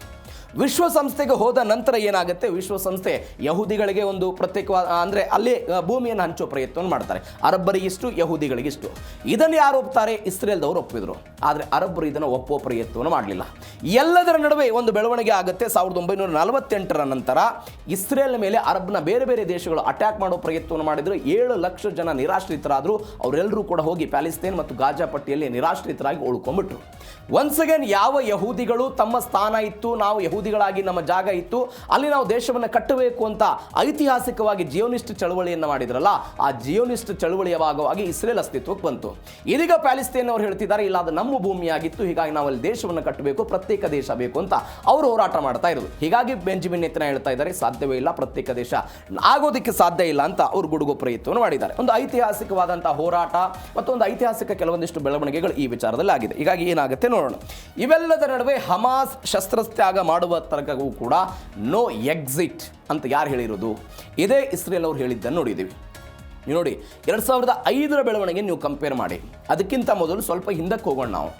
ಈ ಹಮಾಸ್ ಎನ್ನುವಂತಹ ಪಡೆ ಶುರುವಾಗುತ್ತಲ್ಲ, ಈ ಹಮಾಸ್ ಮೊದಲು ಏನು ಮಾಡ್ತಾ ಇರುತ್ತೆ? ಧಾರ್ಮಿಕ ಕಾರ್ಯಗಳನ್ನು ಮಾಡ್ತಾ ಇರುತ್ತೆ, ಸಾಮಾಜಿಕ ಕಾರ್ಯಗಳನ್ನು ಮಾಡ್ತಾ ಇರುತ್ತೆ. ಯಾವಾಗ 1970-80ರ ಆ ದಶಕದಲ್ಲಿ ಸ್ವತಃ ಇಸ್ರೇಲ್ ಸರ್ಕಾರವೂ ಕೂಡ ಯಾವ ಹಮಾಸ್ ಧಾರ್ಮಿಕ, ಅಂದರೆ ಅದು ಹಮಾಸ್ ಅಂತ ಹೆಸರಿರಲ್ಲ, ಒಂದು ಡಬಲ್ ಒಂದು ಹೆಸರನ್ನು ಕೊಟ್ಕೊಂಡಿರ್ತಾರೆ ಅವರು. ಆ ಹೆಸರಿನ ಮುಖಾಂತರ ಸಾಮಾಜಿಕ ಕೆಲಸಗಳನ್ನೆಲ್ಲವನ್ನು ಕೂಡ ಮಾಡ್ತಾ ಇದ್ರು. ಇಸ್ರೇಲ್ ಅವರು ಸಪೋರ್ಟ್ ಮಾಡ್ತಾರೆ ಅವರಿಗೆ, ನೀವು ಸಾಮಾಜಿಕ ಕೆಲಸವನ್ನು ಮಾಡ್ತಾ ಇದ್ದೀರಿ ಅಂತ. ಅದಾದ ನಂತರ ಮತ್ತೊಂದು ಐತಿಹಾಸಿಕ ಬೆಳವಣಿಗೆಗಳು ಎಲ್ಲಿ ಬೆಳವಣಿಗೆ ಆಗುತ್ತೆ ಅಂತ ಹೇಳಿದ್ರೆ, ಇದೇ ಪ್ಯಾಲೆಸ್ತೇನ್ನಲ್ಲಿ ಬೆಳವಣಿಗೆಗಳಾಗುತ್ತೆ, ಗಾಜಾಪಟ್ಟಿಯಲ್ಲಿ ಬೆಳವಣಿಗೆಗಳಾಗುತ್ತೆ. ಅದಾದ ನಂತರ ಹಮಾಸ್ ಎನ್ನುವಂತಹ ಈ ಸಂಘಟನೆ ಅಸ್ತಿತ್ವಕ್ಕೆ ಬರೋ ಪ್ರಯತ್ನ ಆಯಿತು. ಆ ಅಸ್ತಿತ್ವಕ್ಕೆ ಬಂದ ನಂತರ ಈ ಎಲ್ಲ ಬೆಳವಣಿಗೆ ಆಯಿತು. 1970ರ ದಶಕದಲ್ಲಿ ಮುಸ್ಲಿಂ ಬ್ರದರ್ಹುಡ್ ಅಂತ ಅವರೆಲ್ಲ ಸಾಮಾಜಿಕ ಕೆಲಸಗಳನ್ನೆಲ್ಲವನ್ನು ಕೂಡ ಮಾಡ್ತಾ ಇದ್ರು. ಆದರೆ 1987ರಲ್ಲಿ ಒಂದು ಬೆಳವಣಿಗೆ ಏನಾಯಿತು ಅಂತ ಹೇಳಿದ್ರೆ, ಇಸ್ರೇಲ್ ಸೇನೆಯ ವಿರುದ್ಧ ಪ್ಯಾಲೆಸ್ತೇನ್ಯರು ದಂಗೆ ತೀವ್ರ ಆಯಿತು. 1982ರ ಇಂತಿಫಾದ್ ಮತ್ತು ಸಶಸ್ತ್ರ ರೂಪಶಸ್ತ್ರ ಅನ್ನುವಂಥ ಒಂದು ಸಂಘಟನೆಯಾಗಿ ಅವರು ಉದಯ ಆಗ್ತಾರೆ. ಆಮೇಲೆ ಹಮಾಸ್ ಅನ್ನುವಂಥ ಸಂಘಟನೆಯನ್ನು ಮಾಡ್ಕೊಳ್ತಾರೆ 1987ರ ಆಸುಪಾಸಿಗೆ. ಹೀಗಾಗಿ ನಾವು ರಾಜಕೀಯವಾಗಿ ಹೋರಾಟ ಮಾಡಬೇಕು, ನಮ್ಮ ಅಸ್ತಿತ್ವಕ್ಕಾಗಿ ಹೋರಾಟ ಮಾಡಬೇಕು ಅಂತೆಲ್ಲ ಹೋರಾಟ ತೀವ್ರ ಆಯಿತು. ಇದು ಮೊದಲ ಹಂತ. ಎರಡನೇದ ಬೆಳವಣಿಗೆ ಆಯಿತು ಅಂತ ಹೇಳಿದ್ರೆ 1988ರಲ್ಲಿ ಒಂದು ಬೆಳವಣಿಗೆ ಏನಾಗ್ಬಿಡುತ್ತೆ ಅಂತ ಹೇಳಿದ್ರೆ, ಹಮಾಸ್ ತನ್ನ ಅಧಿಕೃತವಾದಂಥ ಒಂದು ಪ್ರಣಾಳಿಕೆಯನ್ನು ಬಿಡುಗಡೆ ಮಾಡುತ್ತೆ. ಆ ಪ್ರಣಾಳಿಕೆಯಲ್ಲಿ ಅವರು ಹೇಳ್ತಾರೆ, ಇಸ್ರೇಲ್ ರಾಷ್ಟ್ರದ ಸಂಪೂರ್ಣ ವಿನಾಶ ಮತ್ತು ಇಡೀ ಐತಿಹಾಸಿಕ ಪ್ಯಾಲೆಸ್ತೇನ್ ಭೂಪ್ರದೇಶದಲ್ಲಿ ಇಸ್ಲಾಮಿಕ್ ರಾಷ್ಟ್ರದ ಸ್ಥಾಪನೆಯೇ ನನ್ನ ಅಂತಿಮ ಗುರಿಯಾಗಿದೆ ಅಂತ ಯಾರು ಹೇಳ್ತಾರೆ? ಇದೇ ಹಮಾಸ್ನವರು ಹೇಳೋ ಪ್ರಯತ್ನವನ್ನು ಮಾಡಿದರು. ಎಲ್ಲದರ ನಂತರ 1993ರಲ್ಲಿ ಇದೇ ನಾನು ಅವಾಗಲೇ ಹೇಳಿದ್ನಲ್ಲ, ಇಸ್ರೇಲ್, ಅದಾದ ನಂತರ ಹಮಾಸ್, PLO ನಡುವೆ ಒಪ್ಪಂದ ಆಯಿತು. ಅದನ್ನು ಹಮಾಸ್ನವರು ವಿರೋಧ ಮಾಡಿದರು. ಅದಾದ ನಂತರ 2005ರಲ್ಲಿ ಇದೇ ಇಸ್ರೇಲ್ ತನ್ನ ಸೈನ್ಯವನ್ನು ವಾಪಸ್ ತೆಗೆದುಕೊಂಡು ಹೋಯಿತು. 2006ರಲ್ಲಿ ಹಮಾಸ್ನವರು ನಿಯಂತ್ರಣವನ್ನು ಸಾಧಿಸಿ 7ರಲ್ಲಿ ಒನ್ಸ್ ಅಗೇನ್ ಅಟ್ಯಾಕನ್ನು ಮಾಡಿದ್ದನ್ನು ನೋಡ್ತಾ ಇದ್ದೀವಿ. ಅಂದರೆ ಇತಿಹಾಸದ ಪಾಠಗಳು ಏನಿದೆ ಅಂತ ಹೇಳಿದ್ರೆ, ನಾನಾಗಲೇ ಹಿಂದೆ ಹೋದಾಗಲೂ ಕೂಡ ಹಮಾಸ್ನವರು ನನ್ನ ಮೇಲೆ ಅಟ್ಯಾಕ್ ಮಾಡುವ ಪ್ರಯತ್ನವನ್ನು ಮಾಡಿದ್ದಾರೆ ಅಂತ ಇವರು ಹೇಳ್ತಾ ಇದ್ದಾರೆ. ಇತ್ತೀಚೆಗೆ 2023 ಅಕ್ಟೋಬರ್ 3ನೇ ತಾರೀಕಿಗೆ ಏಕಾಏಕಿಯಾಗಿ ಈ ದಾಳಿಯಾಗಿದ್ದನ್ನು ನೋಡ್ತಾ ಇದ್ದೀವಿ ನಾವು. ಇದೇ ಹಮಾಸ್ನವರು ಇಸ್ರೇಲ್ ಮೇಲೆ ದಾಳಿ ಮಾಡಿದರು. ಅನೇಕ ಜನ ಇಸ್ರೇಲ್ನವರು ಮೃತಪಟ್ಟಿದ್ದ ನೋಡಿದ್ದೀವಿ. ಈ ಕಾರಣಕ್ಕಾಗಿ ಅಮೆರಿಕದ ನೇತೃತ್ವದಲ್ಲಿ ಆದಂಥ ಈ ಒಪ್ಪಂದವನ್ನು ನಾವು ಯಾವುದೇ ಕಾರಣಕ್ಕಾಗಿ ಒಪ್ಪಲ್ಲ. ಬಿಕಾಸ್ ಅವರು ಸಂಪೂರ್ಣವಾಗಿಯೂ ಕೂಡ ಹಮಾಸ್ ಶಸ್ತ್ರತ್ಯಾಗವನ್ನು ಮಾಡಬೇಕು ಅನ್ನುವಂತಹ ಬೇಡಿಕೆಯನ್ನು ಬೆಂಜಮಿನ್ ನೇತನ್ಯಾಹು ಇಡೋ ಪ್ರಯತ್ನವನ್ನು ಮಾಡಿದ್ದಾರೆ. ಏನಾಗುತ್ತೆ ನೋಡೋಣ. ಇವೆಲ್ಲದರ ನಡುವೆ ಹಮಾಸ್ ಎಸ್, ಇಸ್ರೇಲ್ ನೋ. ನಾನು ಅವಾಗಲೇ ಹೇಳಿದೆ ಇದನ್ನು. ಹಮಾಸ್ನವರು ಇದನ್ನು ಒಪ್ಪಿಕೊಂಡಿದ್ದಾರೆ, ಬಟ್ ಇಸ್ರೇಲ್ನವರು ನೋ ಅಂತ ಹೇಳ್ತಾ ಇದ್ದಾರೆ. ಯಾಕೆ? ಡೀಟೇಲ್ ಆಗಿ ನೋಡೋಣ. ಅಮೆರಿಕದ ಶಾಂತಿ ಯೋಜನೆಯನ್ನು ಹಮಾಸ್ ಸಂಘಟನೆಯವರು ಒಪ್ಪಿಕೊಂಡಿದ್ದಾರೆ. ಇದಕ್ಕೆ ಬೇರೆ ಬೇರೆ ಕಾರಣಗಳಿದೆ.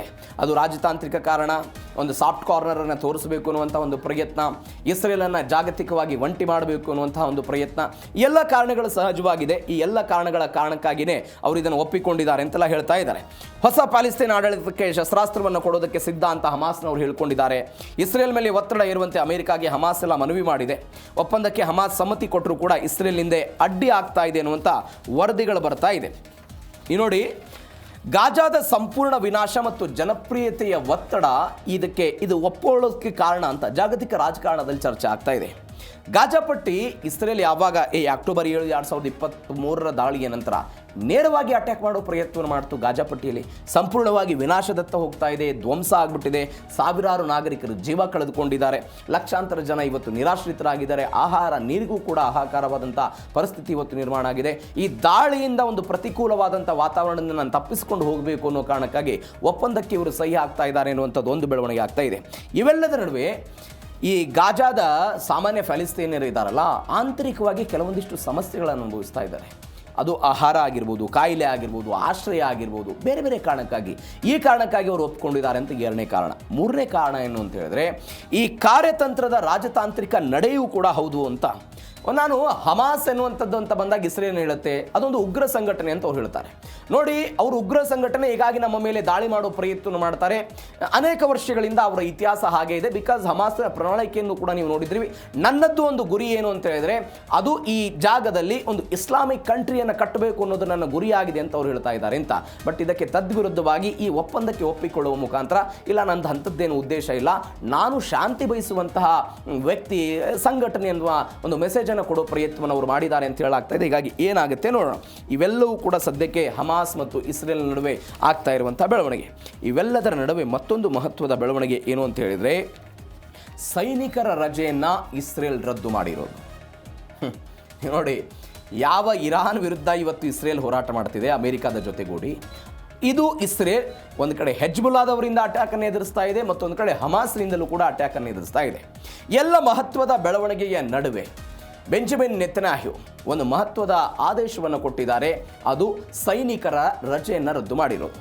ನಿಮಗೆ ಸ್ವಲ್ಪ ಹಿಂದಕ್ಕೆ ಹೋಗೋಣ. ಸ್ವಲ್ಪ ಹಿಂದಕ್ಕಂದರೆ 5 ತಿಂಗಳ ಹಿಂದೆ ಏನು ಬೆಳವಣಿಗೆ ಆಯಿತು ಅಂತ ಹೇಳಿದರೆ, ಈ ಯುದ್ಧ ಶುರುವಾಗೋದಿತ್ತು ಯಾವಾಗ 28ನೇ ತಾರೀಕಿಗೆ ಜಿನೇವಾದಲ್ಲಿ 27ನೇ ತಾರೀಕಿಗೆ ಮಾತುಕತೆ ಆಗದಿದ್ದಾಗ ಎಲ್ಲವೂ ಕೂಡ ಸಿದ್ಧ ಆಗಿತ್ತು.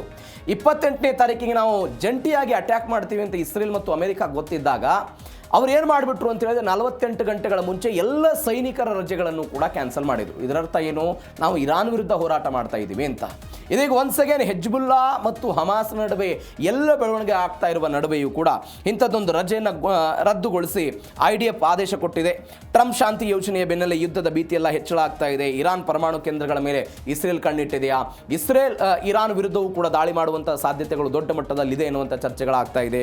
ಮುಸ್ಲಿಂ ರಾಷ್ಟ್ರಗಳಿಂದ ಈ ಇಸ್ರೇಲ್ನ ನಡೆ ಬಗ್ಗೆ ತೀವ್ರತರನಾದಂಥ ಖಂಡನೆ ಇದೆ. ಯಾಕಂದರೆ ಅದು ಸೌದಿ ಅರೇಬಿಯಾ ಆಗಿರ್ಬೋದು, ಟರ್ಕಿ ಆಗಿರ್ಬೋದು, ಮಧ್ಯಪ್ರಾಚ್ಯದ ಬೇರೆ ಬೇರೆ ಎಲ್ಲ ಕಂಟ್ರಿಗಳು ಕೂಡ ಇವತ್ತು ಅಮೆರಿಕದ ಮಿತ್ರತ್ವವನ್ನು ಅವರು ಬಯಸಿದ್ದಾರೆ ಅನ್ನುವಂಥದ್ದು ಒಂದು ಕಾರಣವನ್ನು ಬಿಟ್ಟರೆ ಅವರು ಯಾರೂ ಕೂಡ ಇಸ್ರೇಲ್ನ ಜೊತೆಗೆ ಒಂದು ಅತ್ಯುತ್ತಮವಾದಂತಹ ಸಂಬಂಧವನ್ನು ಇಟ್ಕೊಳ್ಬಾರದು ಅನ್ನುವಂಥ ಆಲೋಚನೆಯಲ್ಲೇ ಇದ್ದವರೇ.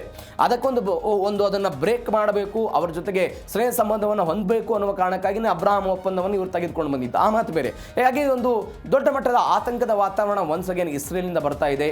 ಯುದ್ಧ ಆಗುತ್ತಾ, ಏನಾಗುತ್ತೆ ಕಾದ್ ನೋಡೋಣ. ಈ ಕನ್ನಡ ನ್ಯೂಸ್ DNA 3ನೇ ಸುದ್ದಿ ಇಸ್ಲಾಮಿಕ್ ನ್ಯಾಟೋ ಬಗ್ಗೆ ಇದೆ. 1949ರಲ್ಲಿ 33 ದೇಶಗಳು ಸೇರಿಕೊಂಡು ಒಂದು ನ್ಯಾಟೋ ಪಡೆಯನ್ನು ಸೃಷ್ಟಿ ಮಾಡಿಕೊಂಡ್ರು. ಆ ನ್ಯಾಟೋ ಪಡೆಯ ಉದ್ದೇಶ ಪರಸ್ಪರವಾಗಿ ಉಭಯ ದೇಶಗಳ ನಡುವೆ ಒಂದು ರಕ್ಷಣೆ ಇರಲಿ ಅಂತ. ಯಾವಾಗ 1949ರಲ್ಲಿ. ಅದಾದ ನಂತರ 2026ರಲ್ಲಿ ಒಂದು ಇಸ್ಲಾಮಿಕ್ ನ್ಯಾಟೋ ಸೃಷ್ಟಿ ಮಾಡೋ ಪ್ರಯತ್ನವನ್ನು ಮಾಡ್ತಿದ್ದಾರಾ ಅನ್ನುವಂಥ ಚರ್ಚೆಗಳು ಈ 3 ದೇಶಗಳ ನಡುವೆ, ಸೌದಿ ಅರೇಬಿಯಾ, ಟರ್ಕಿ ಮತ್ತು ಪಾಕಿಸ್ತಾನದ ನಡುವೆ ಈ ಮೆಕ್ಕಾ ಒಪ್ಪಂದ ಆಯ್ತಲ್ಲ, ಈ ಮೆಕ್ಕಾ ಒಪ್ಪಂದ ಆದ ನಂತರ ಇಂಥದ್ದೊಂದು ಇಸ್ಲಾಮಿಕ್ ನ್ಯಾಟೋ ಆಗ್ತಿದೆಯಾ ಅನ್ನುವಂತಹ ಚರ್ಚೆಗಳಾಗ್ತಾ ಇದೆ. ಹಾಗಾದರೆ ಏನಿದು ಇಸ್ಲಾಮಿಕ್ ನ್ಯಾಟೋ? ಹಿಂದೆ ಇಂಥದ್ದೊಂದು ಪ್ರಯತ್ನಗಳಾಗಿತ್ತಾ? ಒಂದು ಕಡೆ ನಾವು ಅನೇಕ ಬಾರಿ ಚರ್ಚೆ ಮಾಡಿದ್ದೀವಿ, ಶಿಯಾ ಮುಸ್ಲಿಂ ಪ್ರಾಬಲ್ಯವಾದಂತಹ ದೇಶಗಳಿದೆ, ಸುನ್ನಿ ಮುಸಲ್ಮಾನ್ ಅನ್ನುವಂತಹ ದೇಶಗಳಿದೆ, ಪರಸ್ಪರವಾಗಿ ವಿರುದ್ಧ ದಿಕ್ಕಿನಲ್ಲಿ ಚಲಿಸುವಂತಹ ದೇಶಗಳು. ಕೆಲವೊಂದಿಷ್ಟು ದೇಶಗಳು ನೇರವಾಗಿ ಅಮೆರಿಕಾದ ಜೊತೆಗೆ ಮಿತ್ರತ್ವವನ್ನು ವಹಿಸ್ತಾ ಇವೆ, ಕೆಲವೊಂದಿಷ್ಟು ದೇಶಗಳು ಅಮೆರಿಕಾದ ವಿರುದ್ಧವಾಗಿರುವುದು, ಕೆಲವೊಂದಿಷ್ಟು ದೇಶಗಳು ರಷ್ಯಾ ಮತ್ತು ಚೀನಾದ ಜೊತೆಗೆ ಅತ್ಯುತ್ತಮವಾದಂತಹ ಸಂಬಂಧ, ಅಮೆರಿಕಾದ ವಿರುದ್ಧ ಅವರು ಸಂಬಂಧ ಹಳಿಸಿ ಹೋಗ್ಬಿಟ್ಟಿದ್ದನ್ನು ನೋಡ್ತಾ ಇದ್ದೀವಿ. ಇವೆಲ್ಲದರ ನಡುವೆ ನ್ಯಾಟೋದ 2ನೇ ಪ್ರಬಲ ರಾಷ್ಟ್ರ ಅಂತ ಕರೆಸಿಕೊಳ್ಳುವಂಥ ರಕ್ಷಣೆಯ ವಿಚಾರದಲ್ಲಿ ಟರ್ಕಿ ಅನ್ನುವಂತಹ ದೇಶವು ಕೂಡ ಇದೀಗ ಇಸ್ಲಾಮಿಕ್ ನ್ಯಾಟೋದಲ್ಲಿ ಬಂದು ಕೂಡ್ತಾ ಇದೆ. ಇದರ ಪ್ರಭಾವ ಏನಾಗಬಹುದು, ಯಾವ ಕಾರಣಕ್ಕಾಗಿ, ಹೌ ಇಟ್ ಈಸ್ ಪಾಸಿಬಲ್, ಎಲ್ಲದರ ಬಗ್ಗೆಯೂ ಕೂಡ 3ನೇ ಸ್ಟೋರಿಯಲ್ಲಿ ಡೀಟೇಲ್ ಆಗಿ ನೋಡ್ತಾ ಹೋಗೋಣ. ಇಸ್ಲಾಮಿಕ್ ನ್ಯಾಟೋ ಅಧಿಕೃತವಾಗಿ ಉದಯ ಆಯಿತಾ ಅನ್ನುವಂಥದ್ದೊಂದು ಪ್ರಶ್ನೆ. ನಾವು ನಿನ್ನೆಯೂ ಕೂಡ ಇದರ ಬಗ್ಗೆ ಮೊನ್ನೆ ಸುದೀರ್ಘವಾಗಿ ಇದರ ಬಗ್ಗೆ ನೋಡಿದ್ವಿ. ಆದರೆ ಇದರ ಮುಂದುವರೆದ ಭಾಗವಾಗಿ ಇತಿಹಾಸದಲ್ಲಿ ಏನಾಗಿತ್ತು, ಹಿಂದೆ ಒಪ್ಪಂದಗಳಾಗಿದೆ, ಎಲ್ಲವೂ ಕೂಡ ಹೌದು, ಇದೀಗ ಒನ್ಸ್ ಅಗೇನ್ ಒಪ್ಪಂದ ಆಗಿದೆ. ಈ ಒಪ್ಪಂದ ಇಸ್ಲಾಮಿಕ್ ನ್ಯಾಟೋಗೆ ಹೆಂಗೆ ಕನ್ವರ್ಟ್ ಆಗುತ್ತೆ ಅನ್ನೋದ್ರ ಬಗ್ಗೆ ನೋಡ್ತಾ ಹೋಗೋಣ. ಸೌದಿ ಅರೇಬಿಯಾ, ಪಾಕಿಸ್ತಾನ ನಡುವೆ ಎಲ್ಲ ಟರ್ಕಿ ಇವುಗಳ ನಡುವೆ ಮೆಕ್ಕಾ ಒಪ್ಪಂದ ಆಗಿದೆ. ಆಗಸ್ಟ್ 7ನೇ ತಾರೀಕಿಗೆ ಮೆಕ್ಕಾದಲ್ಲಿ, ಯಾವ ಮೆಕ್ಕಾ ಮುಸ್ಲಿಮರ ಪವಿತ್ರ ಸ್ಥಾನ ಅಂತ ಕರೀತಾರೋ ಅಲ್ಲಿ ಒಂದು ರಕ್ಷಣಾ ಒಪ್ಪಂದವನ್ನು ಮಾಡಿಕೊಂಡಿದ್ದಾರೆ. ಒಬ್ಬರ ಮೇಲಿನ ದಾಳಿ, 3ರ ಮೇಲಿನ ದಾಳಿ ಅಂತ ಪರಿಗಣನೆಗೆ ತೆಗೆದುಕೊಳ್ಳೋದು, ಇಸ್ರೇಲ್ ಮತ್ತು ಅಮೆರಿಕ ಪ್ರಭಾವವನ್ನು ತಗ್ಗಿಸುವುದಕ್ಕೆ ಮುಸ್ಲಿಂ ದೇಶಗಳೆಲ್ಲ ಮಾಸ್ಟರ್ ಪ್ಲಾನ್ ಮಾಡಿಕೊಂಡಿದ್ದಾರೆ ಅಂತ ಒಂದು ಆಲೋಚನೆ ಇದೆ. 1955 ಬಾಗ್ದಾದ್ ಒಪ್ಪಂದ ಅಥವಾ ಸೆಂಟೋ ಒಪ್ಪಂದ ಅಂತ ಕರೀತಾರೆ. ಅಂದರೆ ಮೊದಲ ಹಂತದಲ್ಲಿ ಹೆಂಗೆ ಪ್ರಯತ್ನ ಆಗಿತ್ತು, 2026ರಲ್ಲಿ ಏನು ಡಿಫ್ರೆನ್ಸ್ ಆಗಿದೆ ನೋಡಿ. ಬಾಗ್ದಾದ್ ಒಪ್ಪಂದ ಅಂತ ಕರೀತಾರೆ ಇದನ್ನು. ಏನಾಯಿತು, ಸೋವಿಯತ್ ಒಕ್ಕೂಟ ಇತ್ತಲ್ಲಿ, ಸೋವಿಯತ್ ರಷ್ಯಾ ಆಡಳಿತವನ್ನು ಮಾಡ್ತಾ ಇತ್ತು. ಆಗದು ಮಧ್ಯಪ್ರಾಚ್ಯದ ಬೇರೆ ಬೇರೆ ದೇಶಗಳಿಗೆ ಕಮ್ಯುನಿಸಮ್ ಮತ್ತು ಕಮ್ಯುನಿಸಮನ್ನು ತೆಗೆದುಕೊಂಡು ಬರಬೇಕು ಅನ್ನುವಂಥ ಒಂದು ಆಲೋಚನೆಯ ಭಾಗವಾಗಿ ಒಂದು ಪ್ರಯತ್ನವನ್ನು ಮಾಡ್ತಾ ಇತ್ತು. ಆಗ ಮುಸಲ್ಮಾನ್ ಕಂಟ್ರಿಗಳು ಒಂದು ಆಲೋಚನೆ ಮಾಡ್ತಾರೆ, ನಮ್ಮ ಪ್ರಾಂತಕ್ಕೆ ಕಮ್ಯುನಿಸಮ್ ಬರಬಾರ್ದು ಅಂತ. ಆಗ ಅವರೊಂದು ಬಾಗ್ದಾದ್ ಅಥವಾ ಸಂಟು ಒಪ್ಪಂದವನ್ನು ಮಾಡಿಕೊಂಡು Iraq, Iran, Turkey, Pakistan, Britain ಈ ಎಲ್ಲ ದೇಶಗಳು ಕೂಡ ಸಹಿ ಹಾಕಿದ್ವು. ಆದರೆ ಈ ಪರಿಣಾಮ ಏನಾಯಿತು ಅಂತ ಹೇಳಿದರೆ ಅನೇಕ ದೇಶಗಳ ನಡುವೆ ಆಂತರಿಕವಾಗಿ ಭಿನ್ನಾಭಿಪ್ರಾಯ ಬಂತು. ಇರಾಕ್ ನಿರ್ಗಮನ ಆಯಿತು. 1979ರಲ್ಲಿ ಇರಾನ್ನಲ್ಲಿ ಕ್ರಾಂತಿ ಆಯಿತು. ಎಲ್ಲ ಬೆಳವಣಿಗೆಗಳ ನಂತರ ಒಪ್ಪಂದ ಹೋಲ್ಡ್ ಆಯಿತು. ಇದು ಒಂದು.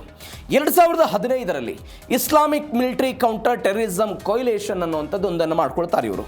2015ರಲ್ಲಿ ಸೌದಿ ಅರೇಬಿಯಾದ ನೇತೃತ್ವದಲ್ಲಿ ಎಲ್ಲ ಆಗುತ್ತೆ. ಫಸ್ಟ್ 34 ದೇಶಗಳಿತ್ತು. ಅದಾದ ನಂತರ 41 ಮುಸ್ಲಿಂ ಬಹುಸಂಖ್ಯಾತ ದೇಶಗಳೆಲ್ಲ ಬಂತು. ಆದರೆ ಇದು ಕೇವಲ ಭಯೋತ್ಪಾದನೆಯ ನಿಗ್ರಹದ ವಿರುದ್ಧ ಮಾತ್ರ ಹೋರಾಟ ಅಂತ ಇದನ್ನು ಹೇಳೋ ಪ್ರಯತ್ನವನ್ನು ಮಾಡಿತ್ತು. ಇದರ ವಿರುದ್ಧವಾಗಿ ಇವತ್ತೇನು ಬಂದಿದೆ ಅಂತ, ವಿರುದ್ಧ ಅನ್ನೋದಕ್ಕಿಂತ ಅದರ ಮುಂದುವರೆದ ಭಾಗ ಏನು ಅಂತ ಹೇಳಿದ್ರೆ, ನನ್ನ ಮೇಲೆ ಆದಂತಹ ದಾಳಿ 3ರ ಮೇಲೆ ಆದಂತಹ ದಾಳಿ ಅಂತ ಪರಿಗಣನೆ ಮಾಡಿಕೊಂಡು ಇದಕ್ಕೆ ರಕ್ಷಣೆಗೆ ಬರಬೇಕು ಅನ್ನುವಂಥ ನಿಯಮ ಏನಿದೆ ಆ ನಿಯಮ ಅವತ್ತಿರಲಿಲ್ಲ. ಇದು ಒಂದು. 2013-14ರಲ್ಲಿ GCC ಮಿಲಿಟರಿ ಕಮಾಂಡ್ ಪ್ರಯತ್ನಗಳಾಗುತ್ತೆ. ಸೌದಿ ಅರೇಬಿಯಾ ಗಲ್ಫ್ ಸಹಕಾರ ಮಂಡಳಿ 1,00,000 ಜನರ ಸೈನಿಕರನ್ನು ಒಂದು ನ್ಯಾಟೋ ಮಾದರಿಯಲ್ಲಿ ತೆಗೆದುಕೊಂಡು ಬರುವ ಪ್ರಯತ್ನವನ್ನು ಮಾಡ್ತಾರೆ. ಅದು ಕೂಡ ಬೇರೆ ಬೇರೆ ಕಾರಣಗಳಿಗಾಗೆಲ್ಲ ಹೋಗುತ್ತೆ. ಆದರೆ ಇವತ್ತು ಮುಂದುವರೆದ ಭಾಗವಾಗಿ ಯಾವ ನ್ಯಾಟೋದ ಆರ್ಟಿಕಲ್ 5ನ ನಿಯಮ ನನ್ನ ಮೇಲಿನ ಆದಂತಹ ದಾಳಿ ನಿನ್ನ ಮೇಲೂ ಕೂಡ ಆದಂತೆ ಅಂತ ಪರಿಗಣನೆಗೆ ತೆಗೆದುಕೊಳ್ಳುತ್ತೋ ಆ ನಿಯಮವನ್ನು ಈ 3 ರಾಷ್ಟ್ರಗಳು ಕೂಡ ತೆಗೆದುಕೊಂಡು ಬರುವ ಪ್ರಯತ್ನವನ್ನು ಮಾಡ್ತಾ ಇದೆ. ಇದಕ್ಕೆ ಯಾಕೆ ಕಾರಣ ಅಂತ ಹೇಳಿದರೆ ಇಸ್ರೇಲ್ ಮತ್ತು ಅಮೆರಿಕ ಅನ್ನುವಂಥ ಆಲೋಚನೆ ಸದ್ಯಕ್ಕೆ ಬರ್ತಾ ಇದೆ. ಏನು ಎತ್ತ ಡೀಟೇಲ್ಸ್ ನೋಡ್ತಾ ಹೋಗೋಣ ಅದ್ರ ಬಗ್ಗೆ. ನೆಕ್ಸ್ಟ್, ಹಣ, ತಂತ್ರಜ್ಞಾನ ಮತ್ತು ಅಣುಬಾಂಬು ಮೈತ್ರಿ. ಮೊನ್ನೆ ಇದ್ರ ಬಗ್ಗೆ ಹೇಳಿದ್ವಿ. ಸೌದಿ ಅರೇಬಿಯಾ ಹಣದಲ್ಲಿ ಪ್ರಾಬಲ್ಯ ಇದೆ. ಅದಾದ ನಂತರ ಟರ್ಕಿ ಅತ್ಯಾಧುನಿಕ ಡ್ರೋನ್ ವ್ಯವಸ್ಥೆ ಇದೆ. ಯುದ್ಧದ ವಿಚಾರದಲ್ಲಿ ಅತ್ಯುತ್ತಮವಾದಂಥ ಶಸ್ತ್ರಾಸ್ತ್ರಗಳನ್ನು ಹೊಂದಿರುವಂತಹ ದೇಶ. 3ನೇ ದೇಶ ಯಾವುದು ಅಂತ ಹೇಳಿದ್ರೆ ಪಾಕಿಸ್ತಾನ. ಈ ಪಾಕಿಸ್ತಾನ ಆರ್ಥಿಕವಾಗಿ ಜರ್ಜರಿತ ಆದರೂ ಕೂಡ ಪರಮಾಣನ್ನು ಹೊಂದಿರುವಂಥ ಒಂದು ದೇಶ ಅನ್ನುವಂಥ ಒಂದು ಹಣೆಪಟ್ಟಿ ಇದೆ. ಈ ಕಾರಣಕ್ಕಾಗಿ ಪಾಕಿಸ್ತಾನ ಸಹಾಯಕ್ಕೆ ಬರಬಹುದು ಅಂತ ಒಂದು ತ್ರಿಕೋನ ಆಕೃತಿಯಲ್ಲಿ ಪರಸ್ಪರ ಒಬ್ಬರಿಗೊಬ್ಬರು ಸಹಾಯ ಆಗಬಹುದು ಅನ್ನುವ ಕಾರಣಕ್ಕಾಗಿ ಈ ಆಗಸ್ಟ್ 7ನೇ ತಾರೀಕಿಗೆ ಮೆಕ್ಕಾ ಒಪ್ಪಂದವನ್ನು ಮಾಡಿಕೊಂಡ್ರು ಎನ್ನುವಂತಹ ವಿಶ್ಲೇಷಣೆಗಳು ಕೂಡ ಬರ್ತಾ ಇದೆ. ಅಮೆರಿಕಾವನ್ನು ನಂಬಿ ಕೂತ್ಕೊಂಡೋದಕ್ಕೆ ಪ್ರಯೋಜನ ಇಲ್ಲ ಅಂತ 1954 ಅನಿಸುತ್ತೆ ಅಮೆರಿಕ ಮತ್ತು ಸೌದಿ ಅರೇಬಿಯಾದ ನಡುವೆ ಒಪ್ಪಂದ ಆಯ್ತು. ನಿನ್ನೆ ಅನೇಕ ಬಾರಿ ಹೇಳಿದ್ದೇನೆ ಇದನ್ನು. ನೀವು ನಮ್ಗೆ ತೈಲ ಕೊಡಬೇಕು, ನಿಮಗೇನಾದರೂ ಬಿಕ್ಕಟ್ಟಾದರೆ ನಾವು ನಿಮಗೆ ಸಹಾಯ ಮಾಡ್ತೀವಿ ಅಂತೆಲ್ಲ ಒಪ್ಪಂದ ಆಯಿತು. ಈ ಒಪ್ಪಂದ ಆದ ನಂತರ ಒಮ್ಮೆ ಇದೇ ಹೌತಿಗಳು ಸೌದಿ ಅರೇಬಿಯಾದ ಮೇಲೆ ಅಟ್ಯಾಕ್ ಮಾಡಿದರು. ಸೌದಿ ಅರೇಬಿಯಾದವರು ಹೋದರು ಅಮೆರಿಕಾಗೆ ನೀವು ನಮಗೆ ಸಹಾಯ ಮಾಡಬೇಕು, ಹೌತಿಗಳೆಲ್ಲ ಅಟ್ಯಾಕ್ ಮಾಡಿದ್ದಾರೆ ಅಂತ ಕೇಳ್ಕೊಳ್ತಾರೆ. ಸಾಧ್ಯ ಇಲ್ಲ, ನಿನ್ನ ದೇಶದ ಒಳಗಿನ ಆಂತರಿಕ ಬಿಕ್ಕಟ್ಟದು, ನಾನು ಸಹಾಯ ಮಾಡೋದಕ್ಕೆ ಸಾಧ್ಯ ಇಲ್ಲ ಅಂತ ಯಾರು ಹೇಳೋ ಪ್ರಯತ್ನವನ್ನು ಮಾಡಿದರು? ಇದೇ ಅಮೆರಿಕ ಹೇಳಿಕೆ ಕೊಡೋ ಪ್ರಯತ್ನವನ್ನು ಮಾಡಿತು. ಆಗ ಸೌದಿ ಅರೇಬಿಯಾಕ್ಕೆ ಏನು ಅನ್ನಿಸ್ತು, ಇಲ್ಲ ನಾನು ಪ್ರತ್ಯೇಕವಾಗಿ ಒಂದು ಏನೋ ಮಾಡಿಕೊಳ್ಬೇಕು ಅನ್ನುವಂಥ ಆಲೋಚನೆ ಭಾಗವಾಗಿ ಎಲ್ಲವೂ ಕೂಡ ಆಯಿತು.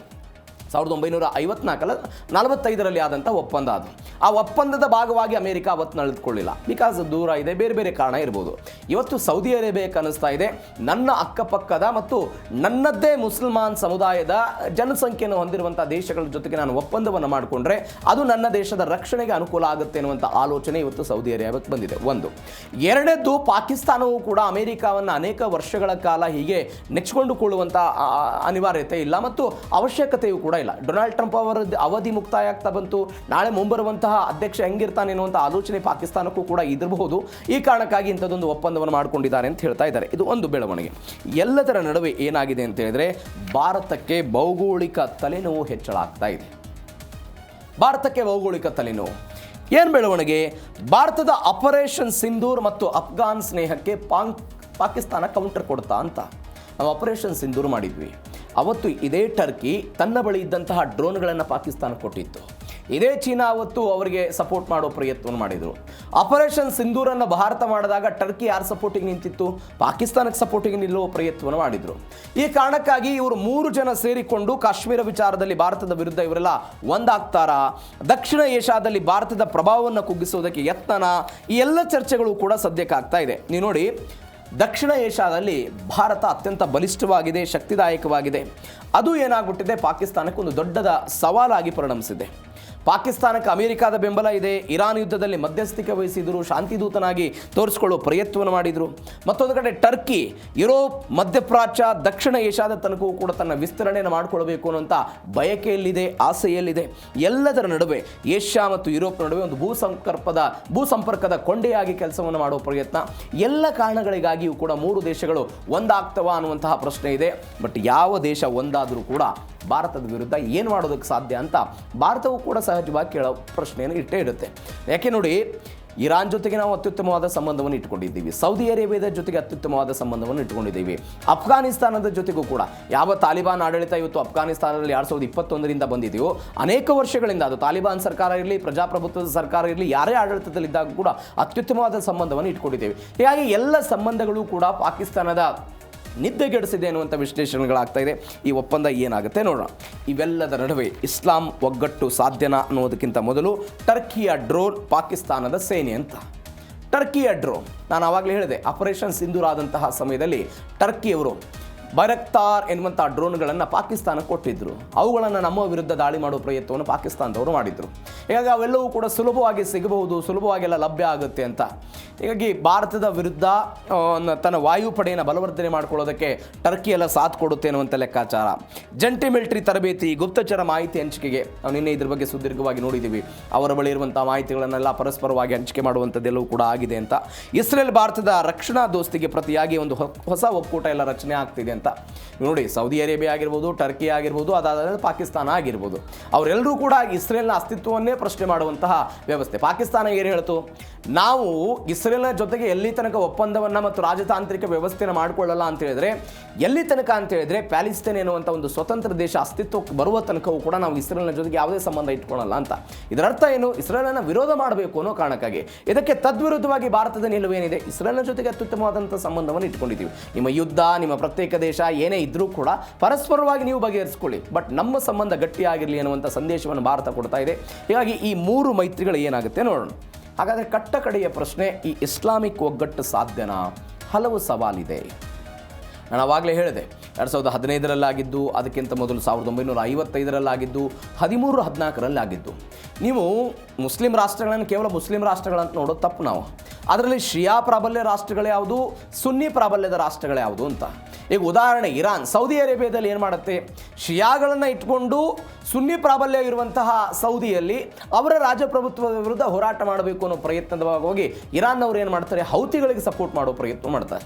ಇದರರ್ಥ ಪರಸ್ಪರವಾಗಿ ವಿರುದ್ಧ ದಿಕ್ಕಿನಲ್ಲಿ ನಡೆಯುವಂತಹ ಚಲನಶೀಲತೆಯನ್ನು ನಾವೆಲ್ಲ ಗಮನಿಸ್ತಾ ಇದ್ದೀವಿ. ಹೀಗಾಗಿ ಇಸ್ಲಾಮಿಕ್ ಕಂಟ್ರಿಗಳಲ್ಲಿ ಎಲ್ಲ ಒಪ್ಪಂದ ಅಸ್ತಿತ್ವಕ್ಕೆ ಬರೋದಕ್ಕೆ ಸಾಧ್ಯ ಇದೆಯಾ ಅನ್ನುವಂಥದ್ದೆಲ್ಲ ಪ್ರಶ್ನೆ ಇದೆ. ಈಜಿಪ್ಟ್, ಜೋರ್ಡಾನ್ ಅಂತಹ ದೇಶಗಳು ಒಕ್ಕೂಟದಿಂದೆಲ್ಲ ಸದ್ಯಕ್ಕೆ ದೂರ ಇದೆ. ಅಮೆರಿಕಾದ ಪ್ರಭಾವದಲ್ಲಿರುವಂಥ ಮುಸ್ಲಿಂ ದೇಶಗಳು ಅವೆಲ್ಲ ಒಂದಾಗ್ತವೆ. ಈಗ ನೀವು UAEಯಲ್ಲಿ ಅಮೆರಿಕಾದ ಪಡೆಗಳಿದೆ, ಅದಾದ ನಂತರ ಸೌದಿ ಅರೇಬಿಯಾದಲ್ಲಿದೆ, ಬಹರೇನ್ನಲ್ಲಿದೆ, ಕುವೈತ್ನಲ್ಲಿ, ಕತಾರ್ನಲ್ಲಿದೆ, ಜೋರ್ಡಾನ್, ಈಜಿಪ್ಟ್ನಲ್ಲೆಲ್ಲ ಇದೆ. ಇವರೆಲ್ಲ ಏನು ಮಾಡಿಬಿಡ್ತಾರೆ, ಇವತ್ತು ಸೌದಿ ಅರೇಬಿಯಾನೇ ಒಪ್ಕೊಂಡಿರ್ಬೋದು, ಎಲ್ಲವೂ ಕೂಡ ಹೌದು. ನಾಳೆ ಅಮೆರಿಕ ಹೆಂಗೆ ತೆಗೆದುಕೊಂಡು ಹೋಗುತ್ತೆ ಅನ್ನುವಂಥದ್ದು ಯಕ್ಷ ಪ್ರಶ್ನೆ ಇದೆ. ಚೀನಾದ ಹಸ್ತಕ್ಷೇಪ ಮತ್ತು ರಷ್ಯಾದ ನಿಲುವು ಈ ಮೈತ್ರಿಗೆ ನಿರ್ಣಾಯಕ ಆಗುತ್ತೆ. ಈಗ ಚೀನಾ ಮತ್ತು ರಷ್ಯಾ ಏನು ಮಾಡ್ತಾರೆ, ಇರಾನ್ ಪರವಾಗಿ ಅವರು ಕೆಲಸ ಮಾಡ್ತಾ ಇದ್ದೇನೆ ನೋಡಿದ್ದೀವಿ. ಇದೀಗ ಇರಾನ್ ವಿರುದ್ಧ ಯಾರು ಹೋರಾಟ ಮಾಡ್ತಿದ್ದಾರೆ, ಇದೇ ಸೌದಿ ಅರೇಬಿಯಾದವರು ಹೋರಾಟ ಮಾಡ್ತಿದ್ದಾರೆ, ಅವರು ಹೌತಿಗಳಿಗೆ ಸಪೋರ್ಟ್ ಮಾಡ್ತಾರೆ ಅಂತ. ಹಾಗೆ ಒಂದು ಸ್ಟ್ಯಾಂಡ್, ಒಂದು ಗೊಂದಲ ಸಹಜವಾಗಿ ಈ ವಿಚಾರದಲ್ಲಿದೆ. ಏನಾಗುತ್ತೆ, ಇಸ್ಲಾಮಿಕ್ ನ್ಯಾಟೋ ಆಗ್ತದೆ ಅಂದರೆ ಹೇಗೆ ಅವರು 33 ದೇಶಗಳು ಸೇರಿಕೊಂಡು 1949ರಲ್ಲಿ ನ್ಯಾಟೋ ಮಾಡ್ಕೊಂಡಿದ್ದಾರೋ ಹಾಗೆ ಇಸ್ಲಾಮಿಕ್ ನ್ಯಾಟೋ ಆಗೋದಕ್ಕೆ ಅನೇಕ ವರ್ಷಗಳ ಕಾಲ ಬೇಕು. ಆ ಅನೇಕ ವರ್ಷಗಳ ಕಾದಾಗಲೂ ಕೂಡ ಈ ಭಿನ್ನಾಭಿಪ್ರಾಯ ಶಮನ ಆಗುತ್ತಾ? ಇದು ಖಂಡಿತ ಸಾಧ್ಯ ಇಲ್ಲ ಅಂತ ಒಂದು ವಿಶ್ಲೇಷಣೆ ಆಗ್ತಾ ಇದೆ. ಹೀಗಾಗಿ ಏನಾಗುತ್ತೆ ನೋಡೋಣ. 4ನೇ ಸುದ್ದಿಗೆ ಹೋಗೋ ಸಮಯ, ಅದು ಭಾರತ ಮತ್ತು ರಷ್ಯಾಗೆ ಸಂಬಂಧಪಟ್ಟಂತಹ ಸುದ್ದಿ. ನಿನ್ನೆಯೂ ಕೂಡ ಇದ್ರ ಬಗ್ಗೆ ನೋಡಿದ್ವಿ. ಅದು ಭಾರತ ಮತ್ತು ರಷ್ಯಾದ ನಡುವೆ ರೈಲು ಮಾರ್ಗವನ್ನು ನಿರ್ಮಾಣ ಮಾಡುವಂಥ ವಿಚಾರಕ್ಕೆ ಸಂಬಂಧಪಟ್ಟಂತೆ ಇಸ್ರೇಲ್ನ ರಷ್ಯಾದ ಉಪಪ್ರಧಾನಿಯವರು ಇದರ ಬಗ್ಗೆ ಮಾತನಾಡಿರುವಂತಹ ವಿಚಾರ, ದೊಡ್ಡ ಮಟ್ಟದ ಹೇಳಿಕೆಗಳನ್ನು ಅವರು ಕೊಟ್ಟಿರುವುದು. ಇವೆಲ್ಲದರ ನಡುವೆ ಅವರೊಂದು ಹೇಳಿಕೆಯನ್ನು ಕೊಟ್ಟರು. ನಾವು ಮಾಸ್ಕೋದಿಂದ ಹಿಂದೂ ಮಹಾಸಾಗರವನ್ನು ಕನೆಕ್ಟಿವಿಟಿ ಮಾಡೋದಕ್ಕೆ ಸಮುದ್ರ ಮಾರ್ಗದ ಬದಲಾಗಿ ನಾವು ಭೂಮಾರ್ಗದ ಮುಖಾಂತರ ಅವರನ್ನು ತಲುಪ್ತೀವಿ ಅಂತ ಹೇಳಿಕೆಯನ್ನು ಕೊಟ್ಟಿದ್ದಾರೆ. 5 ರಾಷ್ಟ್ರಗಳ ಮುಖಾಂತರ ಈ ರೈಲು ಮಾರ್ಗ ಭಾರತವನ್ನು ಸೇರುತ್ತೆ ಎನ್ನುವಂಥ ಆಲೋಚನೆಯ ಭಾಗವಾಗಿ ಇಂಥದ್ದೊಂದು ಪ್ರಸ್ತಾವನೆ ಬರ್ತಾ ಇದೆ. ಈ ಪ್ರಸ್ತಾವನೆ ಬಗ್ಗೆ ನಿನ್ನೆಯೂ ಕೂಡ ಇದ್ರ ಬಗ್ಗೆ ಚರ್ಚೆ ಮಾಡಿದ್ದು. ಇದರ ಮುಂದುವರೆದ ಭಾಗವಾಗಿ ಇದೇನೇನು ಸಾಧ್ಯತೆಗಳಿದೆ, ಇದರಿಂದ ಏನೇನು ಬದಲಾವಣೆಗಳಾಗ್ಬೋದು, ಈ ಹಳಿಗಳನ್ನೇನೋ ಚೇಂಜ್ ಮಾಡಬೇಕಾದಂಥ ಅನಿವಾರ್ಯತೆ ಬರುತ್ತಂತೆ, ಎಲ್ಲವೂ ಕೂಡ ಒಂದು ಭಾಗ. ಇವೆಲ್ಲದರ ನಡುವೆ ಪುಟಿನ್ ಒಂದು ಹಿನ್ನಡೆ ಅನುಭವಿಸಿದ್ದಾರೆ. ಅದು ಸಿರಿಯಾದಲ್ಲಿ 49 ವರ್ಷಗಳ ಕಾಲ ಒಂದು ಒಪ್ಪಂದವನ್ನು ಮಾಡಿಕೊಳ್ಳುವ ಪ್ರಯತ್ನವನ್ನು ರಷ್ಯಾದವರು ಮಾಡಿದ್ರು. ಆ ಒಪ್ಪಂದ ಕೆಲವೇ ವರ್ಷಗಳಲ್ಲಿ ಶಮನ ಆಗುವ ಹಂತಕ್ಕೆ ಬಂದಿದೆ. ಆ ಮುಖಾಂತರ ಪುಟಿನ್ ಅವರಿಗೆ ಒಂದು ಹಿನ್ನಡೆ ಆಗಿದೆ. ಏನಾಯ್ತು ಸಿರಿಯಾದಲ್ಲಿ? ಈ ರೈಲು ಮಾರ್ಗದ ವಿಚಾರ ಎಲ್ಲಿಗೆ ಬಂತು? ಎಲ್ಲದ್ರ ಬಗ್ಗೆ 4ನೇ ಸ್ಟೋರಿಯಲ್ಲಿ ನೋಡ್ತಾ ಹೋಗೋಣ. ಭಾರತದಿಂದ ಮಾಸ್ಕೋಗೆ ರೈಲು ಪ್ರಯಾಣ. ರಷ್ಯಾದ ಉಪಪ್ರಧಾನಿ ಮರಾತ್ ಕುನ್ಸ್ಲಿನ್ ಇದರ ಬಗ್ಗೆ ಪ್ರಸ್ತಾವನೆಯನ್ನು ಇಟ್ಟರು. ಇದೀಗ ಕುನ್ಸ್ಲಿನ್ನೆಲ್ಲ ಪ್ರಸ್ತಾವನೆ ಇಟ್ಟ ನಂತರ ಇದರ ಬಗ್ಗೆ ದೊಡ್ಡ ಮಟ್ಟದ ಚರ್ಚೆಗಳಾಗ್ತಾ ಬಂದಿದೆ. ನಾನು ನಿನ್ನೆ ಹೇಳಿದೆ 1800 ಇಸ್ವಿಯ ಸಮಯದಲ್ಲೂ ಕೂಡ ಅಲ್ಲಿಂದ 2026 ತನಕ ಹೆಂಗೆ ಬದಲಾವಣೆ ಆಗ್ತಾ ಬಂತಿದ್ದು. ಮೊದಲು ಸಾಮ್ರಾಜ್ಯ ವಿಸ್ತರಣೆ ಭಾಗವಾಗಿ ರಷ್ಯಾ ಅಂದರೆ ಅವತ್ತಿನ ರಾಜವಂಶಸ್ಥರು ತನ್ನ ಸಾಮ್ರಾಜ್ಯ ವಿಸ್ತರಣೆ ಭಾಗವಾಗಿ ಒಂದು ರೈಲು ಮಾರ್ಗವನ್ನು ಮಾಡಬೇಕು ಅಂತ ಪ್ರಯತ್ನವನ್ನು ಪಟ್ಟಿದ್ದರು. ಅದಾದ ನಂತರ ವ್ಯಾಪಾರ ವಹಿವಾಟಿನ ಕಾರಣಕ್ಕಾಗಿ ಇವತ್ತು ಪಾಶ್ಚಿಮಾತ್ಯ ಮಾರುಕಟ್ಟೆಗಳು ರಷ್ಯಾಗೆ ಕ್ಲೋಸ್ ಆಗಿಬಿಟ್ಟಿದೆ, ಏಷ್ಯಾದ ಕಡೆಗೆ ಬರ್ತಾ ಇದೆ. ಈ ಏಷ್ಯಾದ ಕಾರಣಕ್ಕಾಗಿ ಭಾರತವನ್ನು ಟಾರ್ಗೆಟ್ ಮಾಡಿಕೊಂಡು ಅಲ್ಲಿ ಒಂದು ರೈಲು ಮಾರ್ಗವನ್ನು ಕನೆಕ್ಟಿವಿಟಿ ಮಾಡಿಕೊಳ್ಬೇಕು ಅನ್ನುವಂಥ ಒಂದು ಆಲೋಚನೆಯಲ್ಲಿದ್ದಾರಂತೆ. ಸಮುದ್ರ ಮಾರ್ಗವನ್ನು ತಪ್ಪಿಸಿ ಪರ್ಯಾಯ ಮಾರ್ಗವನ್ನು ಹುಡುಕಾಡ್ತಾ ಇದ್ದಾರೆ. ಅದಕ್ಕೆ ಬೇರೆ ಬೇರೆ ಆರ್ಥಿಕವಾಗಿ ಲಾಭ ಆಗುತ್ತೆ, ದಿನಗಳ ಲೆಕ್ಕದಲ್ಲಿ ಹಾಕಿದರೆ ನಿಮಗೆಲ್ಲ ಲಾಭ ಆಗುತ್ತೆ. ತುರ್ಕ್ಮೆನಿಸ್ತಾನ್, ಇರಾನ್, ಅಫ್ಘಾನಿಸ್ತಾನ್, ಪಾಕಿಸ್ತಾನದ ಮುಖಾಂತರ ಇಂಥ ಒಂದು ರೈಲು ಹಳಿಯನ್ನು ತೆಗೆದುಕೊಂಡು ಬರುವಂಥ ಒಂದು ಪ್ರಸ್ತಾವನೆ ಇದು ಒಂದು ಮೆಗಾ ಪ್ರಾಜೆಕ್ಟ್ ಆಗಿದೆ ಇದೆ. ಹೀಗಾಗಿ ಏನಾಗುತ್ತೆ ಕಾದು ನೋಡೋಣ ಈ ಆಲೋಚನೆ. ಎಲ್ಲದರ ನಡುವೆ ರೈಲಿನಲ್ಲಿ ಮಾಸ್ಕೋ ತಲುಪೋದಕ್ಕೆ ಎಷ್ಟು ದಿನ ಬೇಕು ಈ ಪ್ರಶ್ನೆ ಇದೆ. ಈಗ ವಿಮಾನದಲ್ಲಿ ಇದ್ದರೆ ನೀವು ವೀಸಾ ಹೋಗಬೇಕು, ಅದು ಎಲ್ಲವೂ ಕೆಲವೇ ಗಂಟೆಗಳು ಎಲ್ಲವೂ ಕೂಡ ಹೌದು. ರೈಲಿನಲ್ಲಿ ಬರಬೇಕಾದ್ರೆ ಮೊದಲ ಹಂತದಲ್ಲಿ ಅವರು ಆಲೋಚನೆ ಮಾಡಿದ್ದು ಒಂದು ಸರಕು ರೈಲನ್ನು ಓಡಿಸಬೇಕು ಅಂತ. ಹಾಗಾದರೆ ಎಷ್ಟು ದಿನ ಬೇಕಾಗ್ಬೋದು ಡೀಟೇಲ್ಸ್ ನೋಡೋಣ.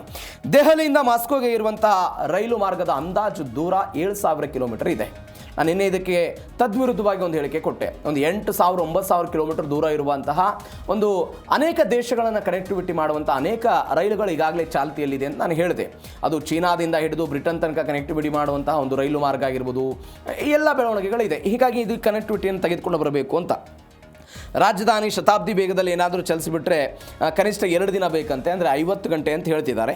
ಗಡಿ ತಪಾಸಣೆ, ಹಳಿಗಳ ಬದಲಾವಣೆ ಸೇರಿದ್ರೆಲ್ಲ 3 ರಿಂದ 5 ದಿನಕ್ಕೆಲ್ಲ ಏರಿಕೆ ಆಗುತ್ತಂತೆ. ಬುಲೆಟ್ ರೈಲು ಮಾದರಿಯ ನೀವು ಹೈ ಸ್ಪೀಡ್ ರೈಲನ್ನು ತೆಗೆದುಕೊಂಡು ಬಂದರೆ ಸಮಯ ಎಲ್ಲ ಅರ್ಧಕ್ಕೆ ಇಳಿಕೆ ಆಗುತ್ತೆ ಅಂತ ಹೇಳ್ತಿದ್ದಾರೆ. ಸರಕು ಸಾಗಣೆ, ಪರ್ಯಾಯ ಸುರಕ್ಷಿತ ಮಾರ್ಗವಾಗಿ ಈ ರೈಲು ಹಳಿ ಬದಲಾವಣೆಗಳು ಆಗುತ್ತೆ ಅಂತ ಹೇಳ್ತಿದ್ದಾರೆ. ಹೀಗಾಗಿ ಏನಾಗುತ್ತೆ ನೋಡೋಣ. ಮತ್ತೊಂದು ಬೆಳವಣಿಗೆ ಏನಂತ ಹೇಳಿದ್ರೆ, ಈ ಹಾದಿಯಲ್ಲಿ ಸವಾಲುಗಳು ಖಂಡಿತವಾಗಿದೆ, ಅನೇಕ ಸವಾಲುಗಳಿದೆ. ಹಳಿ ಏರುತ್ತಾ ಈ ಕನಸು ಅನ್ನುವಂಥ ಪ್ರಶ್ನೆ ಇದೆ. ನೋಡಿ, ಪಾಕಿಸ್ತಾನ್ ಅಫ್ಘಾನಿಸ್ತಾನದ ಮುಖಾಂತರ ಸಾಗುವಂಥ ಹಾದಿ ಏನಿದೆಯಲ್ಲ, ಅತ್ಯಂತ ಅಪಾಯಕಾರಿಯಾಗಿರುವಂಥ ಹಾದಿ ಇದು. ಈ ಹಾದಿಯ ಮುಖಾಂತರ ರೈಲು ಬರಬೇಕಾದಂಥ ಅನಿವಾರ್ಯತೆ ಇದೆ. ಎಲ್ಲಕ್ಕಿಂತ ಹೆಚ್ಚಾಗಿ ರಷ್ಯಾ, ಭಾರತ, ಅದಾದ ನಂತರ ಅಫ್ಘಾನಿಸ್ತಾನ್ ಎಲ್ಲ ರೈಲು ಹಳಿಗಳ ಗೇಜ್ ವ್ಯತ್ಯಾಸವೂ ಕೂಡ ದೊಡ್ಡ ಮಟ್ಟದಲ್ಲಿ ಸರಿಪಡಿಸಬೇಕಾದಂಥ ಅನಿವಾರ್ಯತೆ ಇದೆ. ನೀವು ನೋಡಿ ಗೇಜ್ ಹೆಂಗೆ ವ್ಯತ್ಯಾಸ ಇದೆ. ರಷ್ಯನ್ ಗೇಜನ್ನು ಅಂದರೆ ರಷ್ಯಾ ಮತ್ತು ತುರ್ಕಮೆನಿಸ್ತಾನ್ ದೇಶಗಳಲ್ಲಿ ಅಗಲವಾದಂಥ ಹಳಿಗಳು ಎಷ್ಟಿರುತ್ತೆ? 1520 mm ಇರುತ್ತೆ.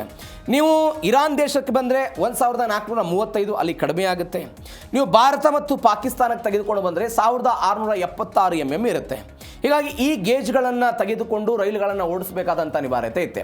ಇದಕ್ಕೆ 3 ಕಾರಣಗಳನ್ನು ಕೊಡ್ತಾ ಇದ್ದಾರೆ, ಅಥವಾ 3 ಪರ್ಯಾಯ ಮಾರ್ಗಗಳನ್ನು ಹುಡುಕೊಳ್ತಾ ಇದ್ದಾರೆ. ಏನು 3 ಪರ್ಯಾಯ ಮಾರ್ಗಗಳು?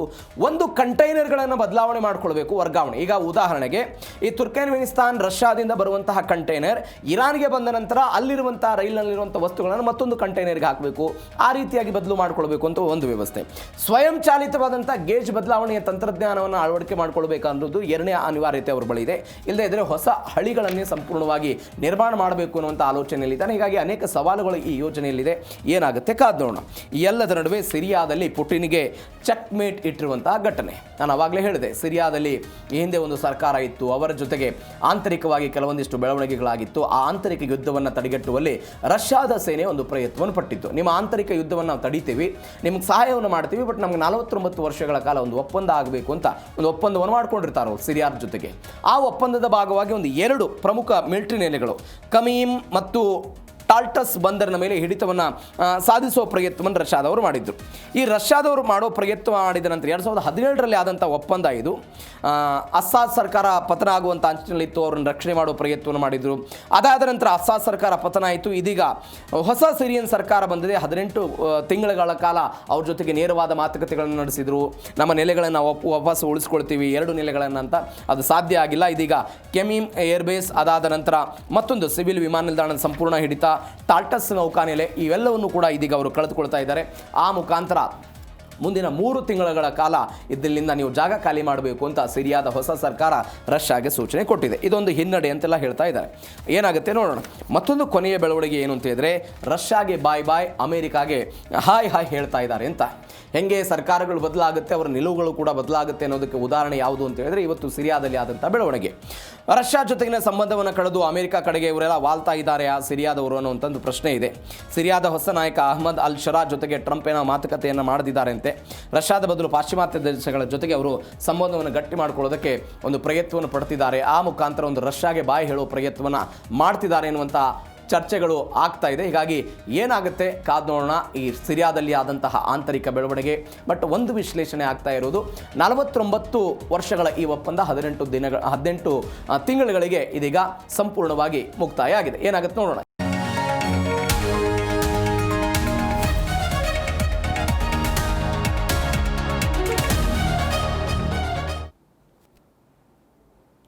ಬ್ರೇಕ್ ಆದಮೇಲೆ ಮತ್ತೊಮ್ಮೆ ಸ್ವಾಗತ. ನಮ್ಮಲ್ಲಿ ಒಂದು ಮಾತಿದೆ, ಗೆಲುವಿಗೆ 100 ಒಪ್ಪಂದಿರು, ಸೋಲು ಮಾತ್ರ ಅನಾಥ ಅಂತ. ಅದರ ಜೊತೆಗೆ ಇನ್ನೂ ಒಂದು ಮಾತು ಹೇಳ್ತಾರೆ, ಗೆದ್ದಾಗ ಇಡೀ ಜಗತ್ತು ನಿಮ್ಮ ಜೊತೆಗಿರುತ್ತೆ, ನೀವು ಸೋತಾಗ ಯಾರು ನಿಮ್ಮ ಜೊತೆ ಇರ್ತಾರೆ, ನಿಮ್ಮ ಕನಸು ಮಾತ್ರ ನಿಮ್ಮ ಜೊತೆಗಿರುತ್ತೆ ಅಂತ. ಈ ಮಾತು ಅಕ್ಷರಶಃ ಯಾರಿಗೆ ಅನ್ವಯ ಆಗುತ್ತೆ ಅಂತ ಹೇಳಿದ್ರೆ, ಕ್ರೇಜಿ ಸ್ಟಾರ್ ರವಿಚಂದ್ರನ್ ಅವರಿಗೆ ಅನ್ವಯ ಆಗುತ್ತೆ. ಸುಮಾರು 35 ವರ್ಷಗಳ ಹಿಂದೆ 1991ರ ಆಸುಪಾಸಿಗೆ ಒಂದು ಹೊಸ ಸಿನಿಮಾವನ್ನು ತೆಗೆದುಕೊಂಡು ಬರ್ತಾರೆ. ಶಾಂತಿ ಕ್ರಾಂತಿ ಎನ್ನುವಂತಹ ಸಿನಿಮಾ. ಆ ಸಿನಿಮಾ ಇವತ್ತು ಮರು ಬಿಡುಗಡೆ ಆಗಬೇಕು, ರಿಲೀಸ್ ಆಗಬೇಕು ಅಂತ ಅನೇಕ ದಿನಗಳಿಂದ ಸಾಮಾಜಿಕ ಮಾಧ್ಯಮದಲ್ಲಿ ದೊಡ್ಡ ಮಟ್ಟದ ಒತ್ತಾಯಗಳು ಅಥವಾ ಬೇಡಿಕೆಗಳು ಕೇಳಿ ಬರ್ತಾ ಇದೆ. ಯಾವ ಫ್ಯಾನ್ ಇಂಡಿಯಾ ಸಿನಿಮಾದ ಬಗ್ಗೆ ಇವತ್ತು ನಾವು ದೊಡ್ಡದಾಗಿ ಮಾತನಾಡ್ತೇವಲ್ವಾ, ಅವತ್ತು ಸರಿಸುಮಾರು 10 ಕೋಟಿಗಿಂತಲೂ ಅಧಿಕ ಬಜೆಟನ್ನು ಹಾಕಿ ಇಂಥದ್ದೊಂದು ಶಾಂತಿ ಕ್ರಾಂತಿ ಸಿನಿಮಾವನ್ನು ಮಾಡಿದ್ರಂತೆ.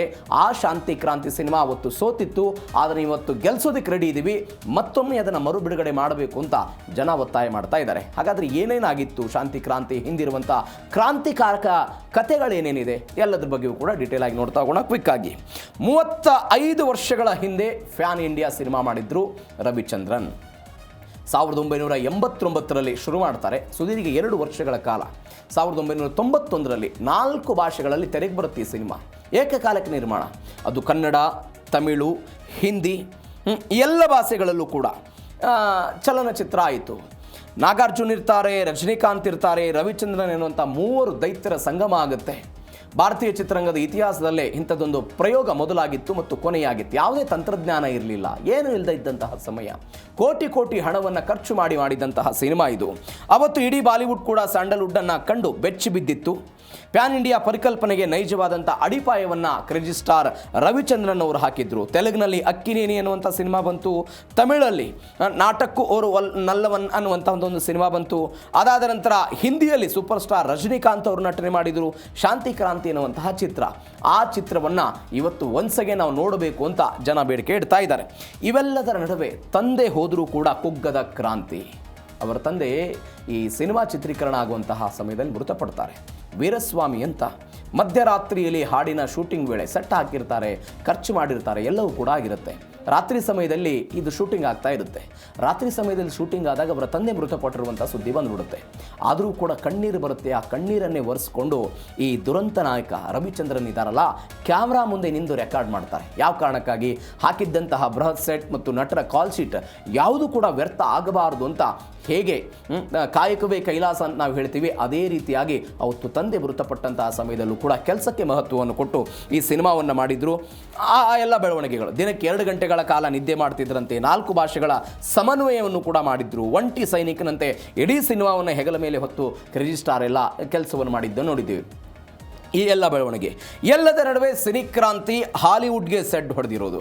ಅಂದರೆ 1991ರಲ್ಲಿ 15 ಕೋಟಿ ರೂಪಾಯಿ ಖರ್ಚು ಮಾಡಿದ್ರು ಇವರು. ಇವತ್ತಿನ ಲೆಕ್ಕಕ್ಕೆ ನೀವು 35 ಆ ವರ್ಷಕ್ಕೆ ಕಂಪೇರ್ ಮಾಡಿ 1995 ವರ್ಷಕ್ಕೆ ನೀವು ಕಂಪೇರ್ ಮಾಡಿದರೆ ಇವತ್ತಿಗೆ 200 ಕೋಟಿ ರೂಪಾಯಿ ದುಡ್ಡದು. ಇವತ್ತು ನಾವು ಹೈ ಬಜೆಟ್ 1000 ಕೋಟಿ ರೂಪಾಯಿ 100 ಕೋಟಿ ರೂಪಾಯಿ ಹಣವನ್ನು ಹಾಕಿ ದೊಡ್ಡದಾದಂತಹ ಸಿನಿಮಾಗಳನ್ನು ಮಾಡಬಹುದು, ತಂತ್ರಜ್ಞಾನ ಇದೆ, ಇತ್ಯಾದಿ ಹೌದು. ಬಟ್ ಅವತ್ತೇ ಆ ಪರಿಪ್ರಮಾಣದಲ್ಲಿ ಹಣವನ್ನು ಹಾಕಿ ಈ ಸಿನಿಮಾವನ್ನು ಮಾಡಿದರು. ಲವ್ಮಾ ಕ್ರೇನ್ ಎನ್ನುವಂಥದ್ದು ಒಂದು ಕ್ರೇನನ್ನು ತೆಗೆದುಕೊಂಡು ಬಂದ ಒಂದು ರಿಮೋಟ್ ಕಂಟ್ರೋಲ್ ಕ್ರೇನ್ ಅಂತಿದು. ಅಂದರೆ ಕ್ಯಾಮ್ರಾಗಳನ್ನು ಹ್ಯಾಂಡಲ್ ಮಾಡೋದಕ್ಕೆ ಯಾವ್ಯಾವ ಆ್ಯಂಗಲ್ಗಳಲ್ಲಿ ಶೂಟಿಂಗ್ ಆಗಬೇಕು ಎಲ್ಲದಕ್ಕೂ ಕೂಡ ವಿದೇಶದಿಂದ ತರಿಸ್ಕೊಳ್ಳೋ ಪ್ರಯತ್ನವನ್ನು ಮಾಡಿಕೊಂಡಿದ್ರು. ಅಂಗಾಂಗ ದಂಧೆಯ ಬಗ್ಗೆ 33 ವರ್ಷಗಳ ಹಿಂದೆ ಒಬ್ಬ ವಿಲನ್ ಇರ್ತಾನೆ. ಆ ವಿಲನ್ ಈ ಅಂಗಾಂಗ ದಂಧೆಯನ್ನು ಹೆಂಗೆ ಮಾಡ್ತಿರ್ತಾನೆ ಅನ್ನುವಂಥ ಒಂದು ಚಿತ್ರೀಕರಣ ಮಾಡೋ ಪ್ರಯತ್ನವನ್ನು ಮಾಡಿ ಸಮಾಜಕ್ಕೆ ಒಂದು ಸಂದೇಶ ಕೊಡೋ ಪ್ರಯತ್ನವನ್ನು ಈ ಸಿನಿಮಾದಲ್ಲಿ ಮಾಡಲಾಗಿತ್ತು. ಸಾಹಸ, ತಾಂತ್ರಿಕತೆ, ಅದರ ಸಂಗೀತ ಎಲ್ಲವೂ ಕೂಡ ದೊಡ್ಡ ಮಟ್ಟದಲ್ಲಿ ಸುದ್ದಿಯಾಗಿದ್ದಂತಹ ಸಿನಿಮಾ ಇದೇ ಶಾಂತಿ ಕ್ರಾಂತಿ. ಇದು ಒಂದು ಬೆಳವಣಿಗೆ. ಎಲ್ಲದ ನಡುವೆ ಕನಸಿನ ಲೆಕ್ಕಾಚಾರಗಳು ತಲೆ ಕೆಳಗಾಗಿದ್ದೆಲ್ಲೇ. ಎಲ್ಲ ಅದ್ಭುತ ಕೆಲಸ ಮಾಡಿದ್ರೂ ಕೂಡ ಯಾಕೆ ಫೇಲ್ ಆಯಿತು? ಟಿಕೆಟ್ ದರ ಏರಿಕೆ. ಇತಿಹಾಸದಲ್ಲಿ ಮೊದಲ ಬಾರಿಗೆ ಟಿಕೆಟ್ ದರ ಭಾರಿ ಏರಿಕೆ ಆಯಿತು. ಪ್ರೇಕ್ಷಕರಿಗೆ ಹೊರೆಯಾಗ್ಬಿಡ್ತು. 91ಕ್ಕೆ ಪ್ರೇಮಲೋಕ ಶೈಲಿಯ ಲವ್ ಸ್ಟೋರಿಯನ್ನು ನಿರೀಕ್ಷೆ ಮಾಡಿದ್ರು ಜನ. ಆದರೆ ಒಂದು ಸಮಾಜಕ್ಕೆ ಸಂದೇಶ ಕೊಡೋ ಪ್ರಯತ್ನ ಆಗಿತ್ತು, ನಿರಾಸೆ ಆಯಿತು. 3 ಗಂಟೆಗೂ ಹೆಚ್ಚಿನ ಸಿನಿಮಾ ಅವಧಿಯಿಂದ ಪ್ರೇಕ್ಷಕರ ತಾಳ್ಮೆಯೂ ಕೂಡ ಪರೀಕ್ಷೆ ಆಯಿತು. 15 ಕೋಟಿ ಬಜೆಟ್ಗೆ ಪ್ರತಿಯಾಗಿ ಬಂದಿದ್ದು ಕೇವಲ ಸ್ವಲ್ಪ ಹಣ ಮಾತ್ರ. ರೊಮ್ಯಾಂಟಿಕ್ ಸಿನಿಮಾದ ಬದಲಾಗಿ ಗಂಭೀರ ಕಥೆಯನ್ನು ಜೀರ್ಣಿಸಿಕೊಳ್ಳೋದಕ್ಕೆಲ್ಲ ಕಷ್ಟ ಆಯಿತಂತೆ. ಅಂದಿನ ಜನರಿಗೆ ತಾಂತ್ರಿಕತೆ, ಮೇಕಿಂಗು ಯಾವುದು ಕೂಡ ಅರ್ಥ ಆಗಲಿಲ್ಲ ಅಂತೆಲ್ಲ ಹೇಳ್ತಿದ್ದಾರೆ. ಹೀಗಾಗಿ ಹೂಡಿಕೆ ಕಲೆಕ್ಷನ್ ನಡುವೆ ಭಾರಿ ವ್ಯತ್ಯಾಸ ಆಗಿ ಈ ಫ್ಲಾಪ್ ಎನ್ನುವಂಥ ಹಣೆಪಟ್ಟಿಯನ್ನು ಶಾಂತಿ ಕ್ರಾಂತಿ ಸಿನಿಮಾ ಹೊಂದಿತ್ತು. ಇವೆಲ್ಲದ ನಡುವೆ ಆಸ್ತಿ ಹೋಯಿತು. ಇವತ್ತು ಇತಿಹಾಸದ ಆಸ್ತಿ ಆದರು. ಅವತ್ತೇನೋ ಸೋತರು ರವಿಚಂದ್ರನ್, ಇವತ್ತು ಸಿನಿಮಾ ರಂಗದಲ್ಲಿ ಗೆದ್ದಿದ್ದಾರೆ. ಜನಮಾನಸದಲ್ಲಿ ಅಜರಾಮರಾಗಿ ಉಳಿದಿದ್ದಾರೆ. ಬಾಕ್ಸ್ ಆಫೀಸ್ನಲ್ಲಿ ನಿರೀಕ್ಷಿತವಾಗಿ ಯಶಸ್ಸು ಕಾಣದೇ ಇದ್ರೂ ಕೂಡ ಇತಿಹಾಸವನ್ನು ಸಿನಿಮಾ ಸೃಷ್ಟಿ ಮಾಡಿದೆ. 15 ಕೋಟಿ ಸಾಲವನ್ನು ತೀರಿಸೋದಕ್ಕೆ 10 ವರ್ಷಗಳ ಕಾಲ ಸತತವಾಗಿ ರವಿಚಂದ್ರನ್ ದುಡಿದ್ರು. ಸಾಲ ತೀರಿಸೋದಕ್ಕೆ ಆಸ್ತಿ ಮಾರಿದ್ರು, ಕಾರುಗಳನ್ನು ಮಾರಾಟ ಮಾಡಿದರು. ಆದರೂ ಸೋಲಿಲ್ಲ, ಕುಗ್ಲಿಲ್ಲ. ದುರಂತ ನಾಯಕ ಅಂತ ಅವರೆಲ್ಲ ಅಂತಾರೆ. ಬಟ್ ಇವತ್ತು ಆ ದುರಂತ ನಾಯಕ ಅನ್ನುವಂತಹ ಪದವನ್ನು ತೆಗಿಬೋದು. ಯಾಕಂದರೆ ಗೆದ್ದು ಬಿಟ್ಟಿದ್ದಾರೆ. ಈಗ ಆರ್ಥಿಕವಾಗಿ ಸೋತರು. ನಿರ್ದೇಶಕನಾಗಿ ಇವತ್ತು ರವಿಚಂದ್ರನ್ ಅವರು ಗೆದ್ದಿದ್ದಾರೆ. ಇಂದಿನ ಯುವ ನಿರ್ದೇಶಕರಿಗೆ ಶಾಂತಿ ಕ್ರಾಂತಿ ಒಂದು ತೆರೆದ ಪಠ್ಯ ಪುಸ್ತಕ ಅಂತೆಲ್ಲ ಹೇಳಲಾಗ್ತಾ ಇದೆ. ಈ ಶಾಂತಿ ಕ್ರಾಂತಿಯೇ ಮತ್ತೊಮ್ಮೆ ಬಿಡುಗಡೆ ಆಗಬೇಕು ಅಂತ ಈ ಜನ ಎಲ್ಲರೂ ಕೂಡ ಒಗ್ಗಟ್ಟಾಗಿ ಹೋರಾಟವನ್ನು ಮಾಡ್ತಾ ಇದ್ದಾರೆ. ಬಟ್ ರಿಲೀಸ್ ಹಾದಿ ಸುಲಭವಿಲ್ಲ ಅಂತ ಹೇಳ್ತಿದ್ದಾರೆ. ಅಂದರೆ ಹದಗೆಟ್ಟ ನೆಗೆಟಿವ್ ಅಂದರೆ ಅದರ ಒಟ್ಟಾರೆ ಏನೇನಿದೆ ಅದು ಎಲ್ಲವೂ ಕೂಡ ತಾಂತ್ರಿಕವಾಗಿ ಸ್ವಲ್ಪ ಕಷ್ಟ ಅಂತ ಹೇಳ್ತಿದ್ದಾರೆ. 4K ಮೇಕ್ ಓವರ್ ವೆಚ್ಚ ಆಗ್ಬೋದು, ಡಿಜಿಟಲ್ ರೂಪಕ್ಕೆ ತರೋದಕ್ಕೆಲ್ಲವೂ ಕೂಡ ಅಸಾಧ್ಯ ಅನ್ನುವಂತಹ ಚರ್ಚೆಗಳು ಬರ್ತಾ ಇದೆ. ಖರ್ಚು ಕೂಡ ಜಾಸ್ತಿ ಆಗ್ಬೋದು ಅಂತ ಹೇಳ್ತಿದ್ದಾರೆ. ಅದಾದ ನಂತರ ಯೂಟ್ಯೂಬ್ ಟಿವಿಯಲ್ಲಿ ಉಚಿತ ಲಭ್ಯತೆ ಇದೆ, ರಿಲೀಸ್ಗೆ ದೊಡ್ಡ ಅಡ್ಡಿ ಆಗ್ಬೋದು ಅಂತ ಸೋಷಿಯಲ್ ಮೀಡಿಯಾದಲ್ಲಿ ಇಂಥದ್ದೊಂದು ಟ್ರೆಂಡ್ ಆಗ್ತಾ ಇದೆ. ಹೂಡಿಕೆ ಮಾಡಿದಂಥ ಕೋಟಿಗಟ್ಟಲೆ ಹಣ ರಿಲೀಸ್ನಿಂದ ಮರಳಿ ಸಿಗುತ್ತಾ, ಏನಾಗುತ್ತೆ ಅನ್ನೋದನ್ನು ಕಾದು ನೋಡೋಣ. ಮತ್ತೊಂದು ಬೆಳವಣಿಗೆ, ಅವತ್ತು ಸೋಲು ಇಂದು ಮಹಾ ಇತಿಹಾಸ. ದಿ ಶೋಶಾಂಕ್ ರಿಡಪ್ಷನ್ ಅಂದು ಫ್ಲಾಪ್ ಆಗಿತ್ತು. ಇವತ್ತು ಜಗತ್ತಿನ ನಂಬರ್ 1 ಸಿನಿಮಾ ಆಗಿದೆ. ಬ್ಲಡ್ ರನ್ನರ್ ಅವತ್ತು ಸೋಲನ್ನು ಅನುಭವಿಸಿತ್ತು. ಆದರೆ ಇವತ್ತು ಸಿನಿಮಾಗಳ ಬೈಬಲ್ ಆಗಿದೆ. ಬೇರೆ ಬೇರೆ ಸಿನಿಮಾಗಳು ಯಾವ್ಯಾವ ಸಿನಿಮಾಗಳು ಈ ಹಿಂದೆ ಎಲ್ಲ ಸೋತಿತ್ತಾರ ರಿಲೀಸ್ ಆದಾಗ ಗೆದ್ದಿದೆ ಅಂತ, ಅದೇ ರೀತಿಯಾಗಿ ಇದನ್ನು ನಾವು ಗೆಲ್ಲಿಸ್ತೀವಿ ಅನ್ನುವಂಥ ಆಲೋಚನೆಯಲ್ಲಿ ಅವರೆಲ್ಲ ಆ ಒಂದು ಆಲೋಚನೆಯಲ್ಲಿ ಇದ್ದಾರೆ. ಹೀಗಾಗಿ ಏನಾಗುತ್ತೆ, ರಿಲೀಸ್ ಆಗುತ್ತಾ, ರವಿಚಂದ್ರನ್ ಏನು ಹೇಳ್ತಾರೆ ಕಾದು ನೋಡೋಣ. ಇದರೊಂದಿಗೆ ಇವತ್ತಿನ ಜಿ ಕನ್ನಡ ನ್ಯೂಸ್ DNA ಮುಗಿಸ್ತಾ ಇದ್ದೀನಿ. ನೋಡ್ತಾ ಇರಿ ಜಿ ಕನ್ನಡ ನ್ಯೂಸ್, ಸತ್ಯವೇ ಸುದ್ದಿಯ ಜೀವಾಳ.